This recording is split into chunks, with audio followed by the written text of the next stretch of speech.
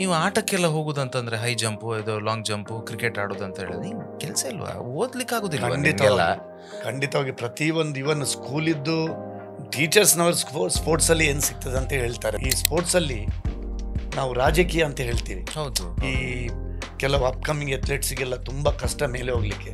ನಾನು first place ಬಂದಿದ್ದೆ nationals juniors ಅಲ್ಲಿ below 20 years.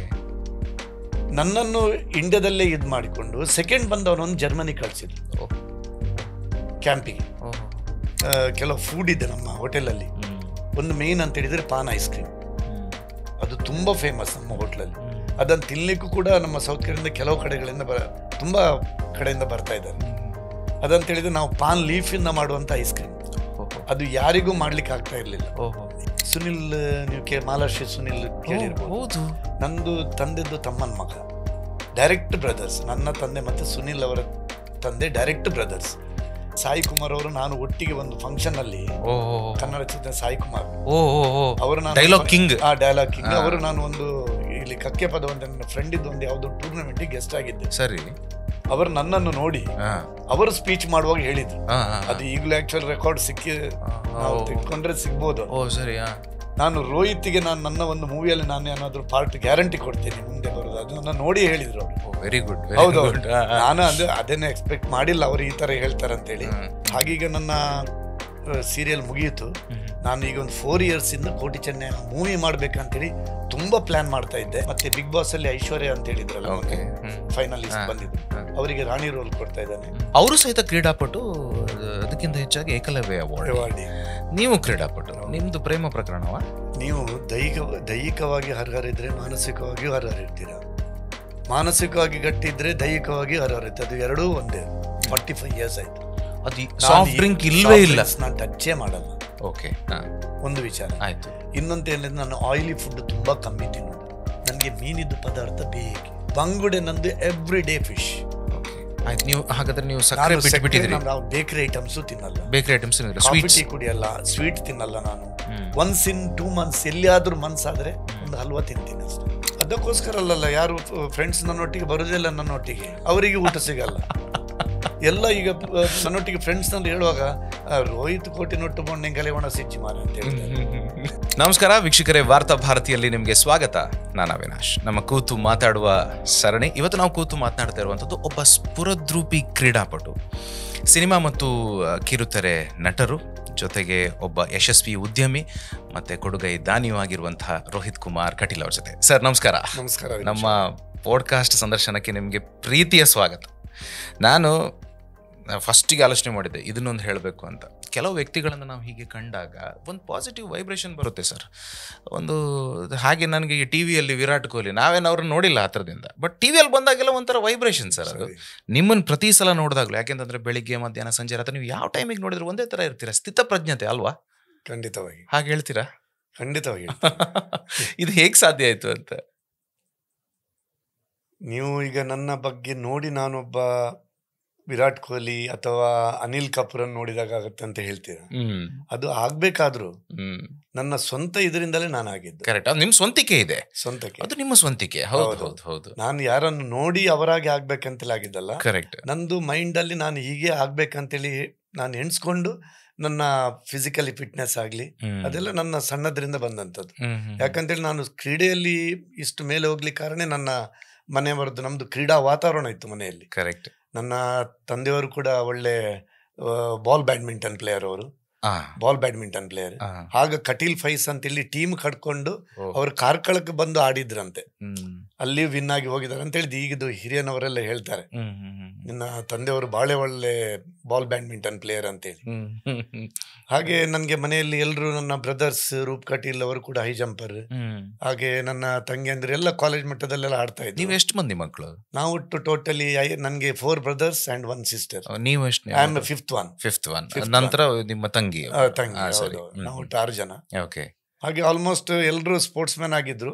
District level, state level ಹೋದವರು ಇದ್ರು. ಹಾಗೆ ಅವರನ್ನು ನೋಡ್ಕೊಂಡು ಮನೆಯಲ್ಲಿ ಸ್ಪೋರ್ಟ್ಸ್ ಇದ್ದು ಇದೇ ಜಾಸ್ತಿ ಆಗಿ ಹೋಯ್ತು. ಹಾಗೆ ನಾನು ಸಣ್ಣದ್ರಲ್ಲೂ ನನ್ನ ಎಲಿಮೆಂಟ್ರಿ ಸ್ಕೂಲಲ್ಲಿ ಇರುವಾಗಲೂ ಕೂಡ ನಾನು ಸ್ಕೂಲಿಂದ ಮನೆಗೆ ಬರೋ ಓಡ್ಕೊಂಡೇ ಬರ್ತಾ ಇದ್ದೆ. ಪುನಃ ಹೋಗೋಲು ಓಡ್ಕೊಂಡೇ ಹೋಗೋದು. ಎಷ್ಟು ದೂರ ಇತ್ತು ಅದು? ಸಾಧಾರಣ ಆಲ್ಮೋಸ್ಟ್ 1.5 kilometers.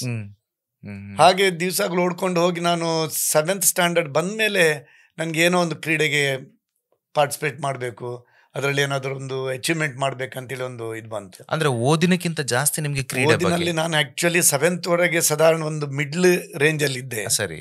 ಕಡೆಗೆ ನಾನು ನಂದು ಸ್ಟಡೀಸಿಗೆ ಸ್ವಲ್ಪ ಗಮನ ಕಮ್ಮಿ ಕೊಟ್ಟು ನಾನು ಅಥ್ಲೆಟಿಕ್ಗೆ ಮೂವ್ ಆದೆ, ಸ್ಪೋರ್ಟ್ಸಿಗೆ. ಹಾಗೆ ನಾನು 8th ಸ್ಟ್ಯಾಂಡರ್ಡಿಗೆ 8th ಸ್ಟ್ಯಾಂಡರ್ಡಿಗೆ ಬಂದ ಕೂಡಲೇ ನನಗೆ ಹೈಸ್ಕೂಲ್ ಲೆವೆಲಲ್ಲಿ ಫಸ್ಟ್ ತಾಲೂಕ್ ಲೆವೆಲಲ್ಲಿ ನನಗೆ ಪ್ಲೇಸ್ ಇಲ್ಲ, ನನಗೆ 4th ಪ್ಲೇಸ್ ಬಂತು. ನಾನು ಅದನ್ನೇ ಚಾಲೆಂಜ್ ಆಗಿ ತಗೊಂಡು ನಾನು 9th ಸ್ಟ್ಯಾಂಡರ್ಡಲ್ಲಿ district level taluk level first ಬಂದೆ. ಆಮೇಲೆ 10th ಹೋದ ಕೂಡಲೇ ಸ್ಕೂಲ್ ಗೇಮ್ಸ್ ಅಂತೇಳಿ ಡಿಸ್ಟ್ರಿಕ್ಟ್ ಲೆವೆಲ್ ಒಂದು ಪುತ್ತೂರಲ್ಲಿ ಟೂರ್ನಮೆಂಟ್ ನಡೆಸಿದ್ರು.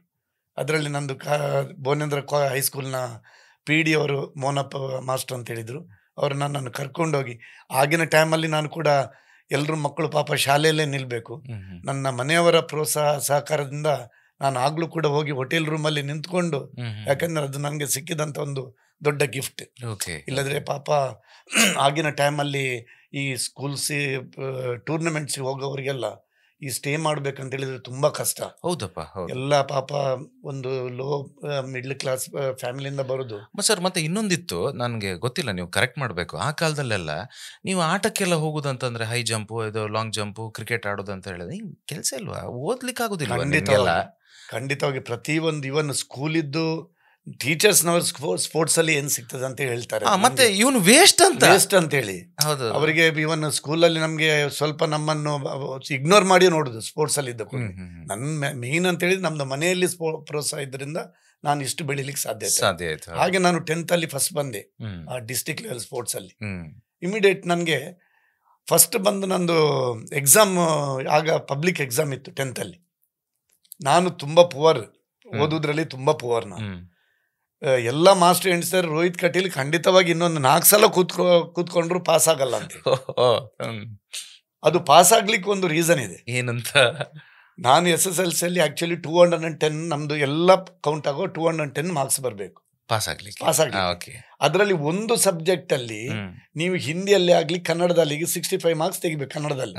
ಅದು ನಿಮ್ಗೂ ಗೊತ್ತಿರ್ಬೋದು. 64 ಆದ್ರೆ ನಮ್ದು ಬೇರೆದ್ರಲ್ಲಿ 30 ಬಂದ್ರೆ ಎಲ್ಲದರಲ್ಲಿ ಫೈಲ್. ನಂದು ಟೋಟಲಿ ಮಾರ್ಕ್ 210. ಹಿಂದಿಯಲ್ಲಿ 15, 65 ಹಾಗೆಲ್ಲ 30 ಆಗಿ 210 ಆಗಿದೆ. ಆ ಹಿಂದಿಯಲ್ಲಿ 13 ಮಾರ್ಕ್ಸ್ ತೆಗಿಬೇಕು ಔಟ್ ಆಫ್ 50 ಅಲ್ಲಿ.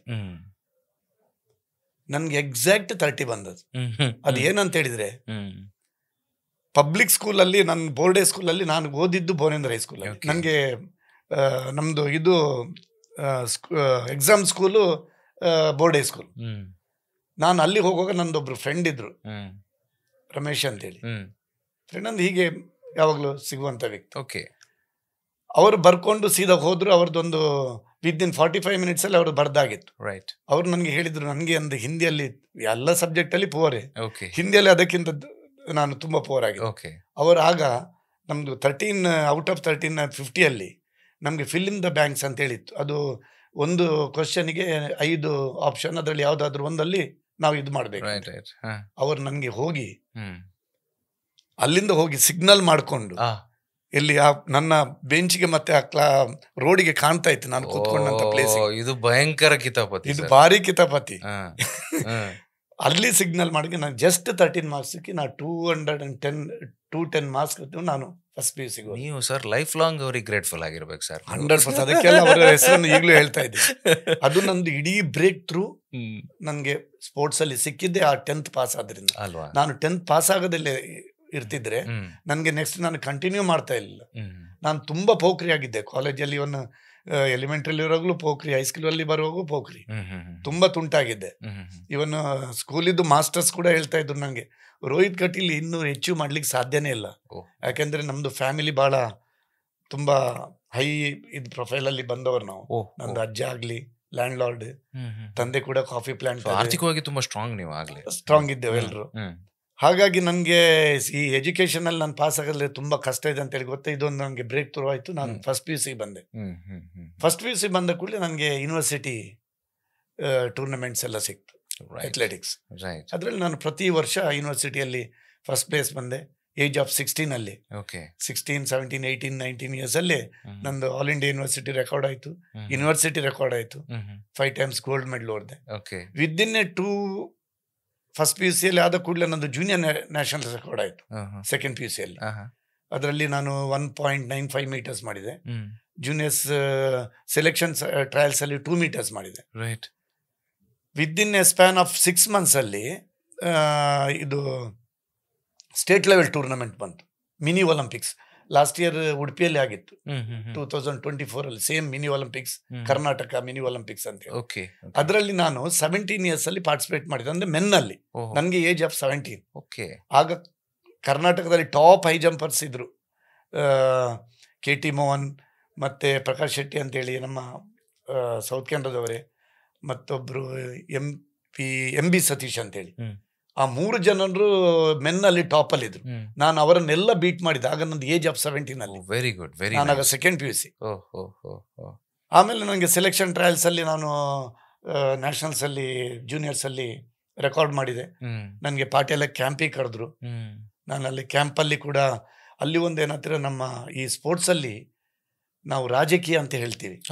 ಈ ಕೆಲವು ಅಪ್ಕಮಿಂಗ್ ಅಥ್ಲೆಟ್ಸ್ಗೆಲ್ಲ ತುಂಬಾ ಕಷ್ಟ ಮೇಲೆ ಹೋಗ್ಲಿಕ್ಕೆ. ಅದು ಆ ಕಾಲದಲ್ಲೂ ಇತ್ತಲ್ಲ ಸರ್? ಕಾಲದಲ್ಲಿ ಇತ್ತು. ಈಗೆಲ್ಲ ತುಂಬಾ ಕಮ್ಮಿ ಆಗಿದೆ ಅದು. ಈಗ ಇಲ್ಲ ಅಂತದ್ದು ಪಾಲಿಟಿಕ್ಸ್. ಈಗ ಕ್ರಿಕೆಟ್ ಅಲ್ಲಿ ಎಲ್ಲ ನಡಿಬಹುದು, ಅಥ್ಲೆಟಿಕ್ಸ್ ಅಲ್ಲಿ ಚಾನ್ಸ್ ಇಲ್ಲ. ನಾನ್ ಫಸ್ಟ್ ಪ್ಲೇಸ್ ಬಂದಿದ್ದೆ ನ್ಯಾಷನಲ್ಸ್ ಜೂನಿಯರ್ಸ್ ಅಲ್ಲಿ, ಬಿಲೋ 20 years. ನನ್ನನ್ನು ಇಂಡಿಯಾದಲ್ಲೇ ಇದ್ ಮಾಡಿಕೊಂಡು ಸೆಕೆಂಡ್ ಬಂದವನನ್ನು ಜರ್ಮನಿ ಕಳ್ಸಿದ್ರು ಕ್ಯಾಂಪಿಗೆ. ಫಸ್ಟ್ ಬಂದವನು ಇಂಡಿಯಾದಲ್ಲಿ ಕ್ಯಾಂಪಿಗೆ, ಸೆಕೆಂಡ್ ಬಂದವನು ಜರ್ಮನಿ, ಧರ್ಮೇಂದ್ರ ಸಿನ್ಹಾ ಅಂತೇಳಿ.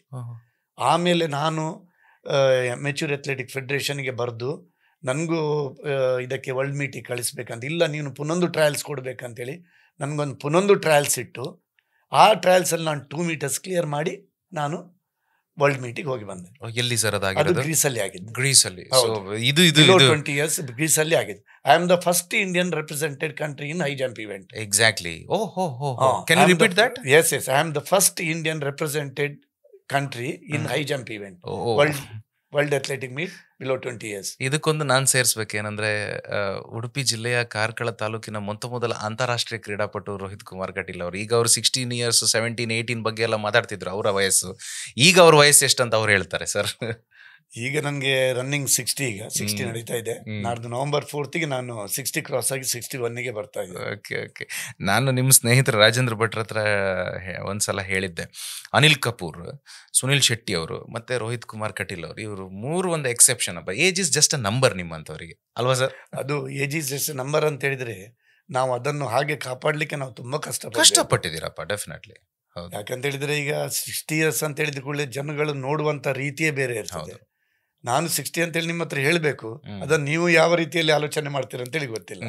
ನನ್ಗೆ ಎಷ್ಟು ಏಜ್ ಆಗಿರ್ಬೋದು ಅಂತೇಳಿ. ಅದಕ್ಕೆ ನಾನು ತುಂಬಾ ಕಷ್ಟಪಟ್ಟಿದ್ದೀನಿ.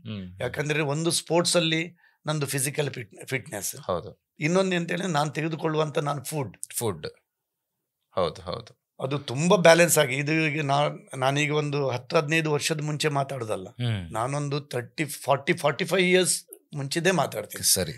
ಯಾಕಂತ ಹೇಳಿದ್ರೆ ನಾನೀಗ ಈ ಫುಡ್ ಬ್ಯಾಲೆನ್ಸ್ ಅಲ್ಲಿ ಹೇಗೆ ಅಂತ ಹೇಳಿದ್ರೆ, ನಾನು ಸಣ್ಣದ್ರಿಂದಲೇ ಕಾಫಿ ಟೀ ಕುಡಿಯಲ್ಲ ಸರ್. ಇದ್ರ ಬಗ್ಗೆ ನಾವು ಲೇಟರ್ ಮಾತಾಡೋಣ. ಓಕೆ. ಯಾಕಂತಂದ್ರೆ ನಂಗೆ ಫುಡ್ ಅಂತ ಸಪ್ರೇಟ್ ನಿಮ್ಗೆ ಬರೀ ಅದಕ್ಕೋಸ್ಕರನೇ ನಾನೊಂದು ಸೆಗ್ಮೆಂಟ್ ಅಂತ ಇಟ್ಟಿದ್ದೇನೆ, ಅಲ್ಲಿ ನೀವು ಇದನ್ನೆಲ್ಲ ಹೇಳ್ಬೋದು ಸರ್. ಈಗ ನನಗೆ ನೀವು ಹೈ ಜಂಪ್ ಅನ್ನ ನೀವು ಆಯ್ಕೆ ಮಾಡ್ಕೊಂಡ್ರಿ, ಆಮೇಲೆ ನೀವು ವಾಲಿಬಾಲ್ ಪಟು ಕೂಡ ಆದ್ರಿ. ಹೈ ಜಂಪ್ ಇಂದ ವಾಲಿಬಾಲಿಗೆ ಬಂದ್ರಿ ಅಲ್ವಾ? ಹೈ ಜಂಪ್ ಇಂದ ವಾಲಿಬಾಲ್ ಅಲ್ಲ, ಹೈ ಜಂಪ್ ಇರುವಾಗಲೇ ಜೊತೆಗಿತ್ತು. ಓಕೆ. ಅದರಲ್ಲಿ ನಿಮ್ಮ ಅಚೀವ್ಮೆಂಟ್ಸ್ ವಾಲಿಬಾಲ್ ಅಲ್ಲಿ ನಾನು ಸ್ಕೂಲ್ ಲೆವೆಲ್ ಅಲ್ಲಿ ಪಾರ್ಟಿಸಿಪೇಟ್ ಮಾಡಿ ಕ್ಯಾಪ್ಟನ್ ಆಗಿದ್ದೆ ಬೋರಿಂದ್ರ ಹೈಸ್ಕೂಲ್ ಟೀಮ್ ಅಲ್ಲಿ. ಅಲ್ಲಿ ಕೂಡ ಬೋರಿಂದ್ರ ಹೈಸ್ಕೂಲ್ ಯಾವುದೇ ಒಂದು ಟೂರ್ನಮೆಂಟ್ಸ್ ಅಲ್ಲಿ ಗೆದ್ದಿಲ್ಲ. ನಾನಲ್ಲಿ ಬಂದ್ಮೇಲೆ ನಾವು ಡಿಸ್ಟ್ರಿಕ್ಟ್ ಲೆವೆಲ್ ವಿನ್ ಆದೆವು. ಆಮೇಲೆ ನಾನು ಕಾಲೇಜಿಗೆ ಬಂದ್ಮೇಲೆ ಕಾಲೇಜ್ ಕ್ಯಾಪ್ಟನ್ ಆಗಿದ್ದೆ, ಮ್ಯಾಂಗ್ಳೂರ್ ಯೂನಿವರ್ಸಿಟಿದ್ದು. ಫಸ್ಟ್ ಟೈಮ್ ಬೋರಿಂದ್ರ ಕಾಲೇಜ್ ನಾವಿರುವಾಗ ವಿನ್ ಅದಕ್ಕಿಂತ ಮುಂಚೆನೂ ವಿನ್ ಆಗ್ಲಿ, ಇನ್ನೂ ಈವರೆಗೂ ವಿನ್ ಆಗಿಲ್ಲ. ನಾವು ಮ್ಯಾಂಗ್ಳೂರ್ ಯೂನಿವರ್ಸಿಟಿ ಗೌರ್ಮೆಂಟ್ ಕಾಲೇಜನ್ನು ನೋಡಿದ್ದು ನಾವು ಫಸ್ಟ್ ನಿಟ್ಟೆಯಲ್ಲಿ ನಾವು ಟೂರ್ನಮೆಂಟ್ಸ್ ವಿನ್ ಆಗಿದ್ದು. ನನಗೆ ಬೆಸ್ಟ್ ಟೂರ್ನಮೆಂಟ್ ಆಫ್ ದ ಇದು ಕೊಟ್ಟಿದ್ದಾರೆ, ಸ್ಪೈಕರ್ಸ್ ಅಂತ ಹೇಳಿ. ಓಕೆ. ನೆಕ್ಸ್ಟ್ ಸೆಗ್ಮೆಂಟಿಗೆ ಹೋಗೋದಕ್ಕಿಂತ ಮುಂಚೆ ಸರ್ 2 ಪ್ರಶ್ನೆ ಕೇಳಬೇಕು. ಒಂದು, ನೀವು ಹೈ ಜಂಪಿನ ಬಗ್ಗೆ ಒಂದು ಮ್ಯಾಟ್ರಸ್ ಬಗ್ಗೆ ನನಗೆ ಬಹಳ ಹಿಂದೆ ಹೇಳಿದ ನೆನಪು, ಅದನ್ನೊಂದು ನೀವು ಇಲ್ಲಿ ಮೆನ್ಷನ್ ಮಾಡಲೇಬೇಕು. ಖಂಡಿತವಾಗಿ. ಆಮೇಲೆ ಮತ್ತೊಂದಕ್ಕೆ ಬರ್ತೇನೆ, ಹೇಳಿ. ಈಗ ಹೈ ಜಂಪ್ ಅಂತ ಹೇಳಿದ್ರೆ ನಾವು ಇರುವ ಕಾಲಘಟ್ಟದಲ್ಲಿ ಯಾಕಂತ ಹೇಳಿದ್ರೆ ಎಲ್ಲ ಸ್ಯಾಂಡ್ ಪಿಟ್ ಇತ್ತು. ನಾನೀಗ ಮರಳಲ್ಲಿ ಹಾರೋದು ಸ್ಯಾಂಡ್ ಅಂದ್ರೆ ಅದರಲ್ಲಿ ನಾವು ಒಂದು ಸರ್ಟನ್ ಹೈಟ್ ವರೆಗೆ ಹೋಗ್ಬೋದು, ಆಮೇಲೆ ಇಂಜುರೀಸ್ ಕೂಡ ಆಗ್ಬೋದು. ಆಗ ಏನಾಯ್ತು, 1982 ಅಲ್ಲಿ ಇಂಡಿಯಾದಲ್ಲಿ ಏಷ್ಯನ್ ಗೇಮ್ಸ್ ಆಯ್ತು. ಆ ಏಷ್ಯನ್ ಗೇಮ್ಸ್ ಟೈಮ್ ಅಲ್ಲಿ ನಾವು ಎಲ್ಲರೂ ನೋಡ್ತಾ ಇರೋದು, ಟಿವಿ ಬಂದದ್ದೇ 1982 ಅಲ್ಲಿ. ಟಿವಿ ಇರ್ಲಿಲ್ಲ ಇಂಡಿಯಾದಲ್ಲಿ ಟಿವಿ ಇರ್ಲಿಲ್ಲ ಆಗ. 1982 ಏಷ್ಯನ್ ಗೇಮ್ಸ್ ಬಂದ್ಮೇಲೆ ಇಂಡಿಯಾದಲ್ಲಿ ಎಲ್ಲ ಟಿವಿ ಬರ್ಲಿಕ್ಕೆ ಶುರು ಆಯ್ತು ಎಲ್ಲ ಕಡೆಯಲ್ಲಿ. ಅಂದ್ರೆ ನಾವು ಈಗ ನಮ್ಮ ಕರ್ನಾಟಕದಾಗಲಿ ನಮ್ಮ ಮ್ಯಾಂಗ್ಳೂರಲ್ಲಾಗಿ ಟಿವಿ ನೋಡ್ತಾ ಇರೋದು ಬಹಳ ಕಮ್ಮಿ. ಆ ಹೈ ಜಂಪ್ ಮ್ಯಾಟ್ರಸ್ ನೋಡಿ ಇದನ್ನು ಯಾಕೆ ನಮ್ಮಲ್ಲಿ ತರಬಾರ್ದು ನನಗೆ ಒಂದು ಇದಾಯಿತು. ನಾನಾಗ 9th ಸ್ಟ್ಯಾಂಡರ್ಡ್ ಏನೋ ಇದ್ದೆ. ನಾನು ಹೇಗೆ ಅದನ್ನು ನೋಡುವಾಗ ಅದ್ರದ್ದು ಕಾಸ್ಟ್ ಎಲ್ಲ ತುಂಬ ಹೈ ಇತ್ತು. ಆದರೂ ನನ್ನ ಮನೆಯವರ ಹತ್ರ ಹೇಳಿ ಅವರು ಅದಕ್ಕೆ ಖರ್ಚು ಮಾಡಿ ನಾನೊಂದು ಹೈ ಜಂಪ್ ಮ್ಯಾಟ್ರಸ್ ಮಾಡಿಸಿ ನಾನು ಅದರಲ್ಲೇ ಪ್ರಾಕ್ಟೀಸ್ ಸ್ಟಾರ್ಟ್ ಮಾಡಿದ್ದು. ಹಾಗಾಗಿ ನನಗೆ ಈ ಮಟ್ಟಕ್ಕೆ ಹೋಗ್ಲಿಕ್ಕಾಯಿತು. ನಾನು ಕಾರ್ಕಳ ಬಿಟ್ಟು ಇವನ್ ಬ್ಯಾಂಗ್ಳೂರು ಸ್ಪೋರ್ಟ್ಸ್ ಅಥಾರಿಟಿ ಆಫ್ ಇಂಡಿಯಾಕ್ಕೆ ಹೋಗಿ ನಾನು ಪ್ರಾಕ್ಟೀಸ್ ಮಾಡಲಿಲ್ಲ, ಪಾಟ್ಯಾಲಕ್ಕೆ ಹೋಗಲಿಲ್ಲ. ಇದೇ ಸ್ವರಾಜ್ಯ ಮೈದಾನದಲ್ಲಿ ನಂದು ಬೆಳಿಗ್ಗೆ ಎವ್ರಿ ಡೇ ಇದು 6 ಗಂಟೆಯಿಂದ 7:30 ಗಂಟೆ ನಾನು ಪ್ರಾಕ್ಟೀಸ್ ಟೈಮು.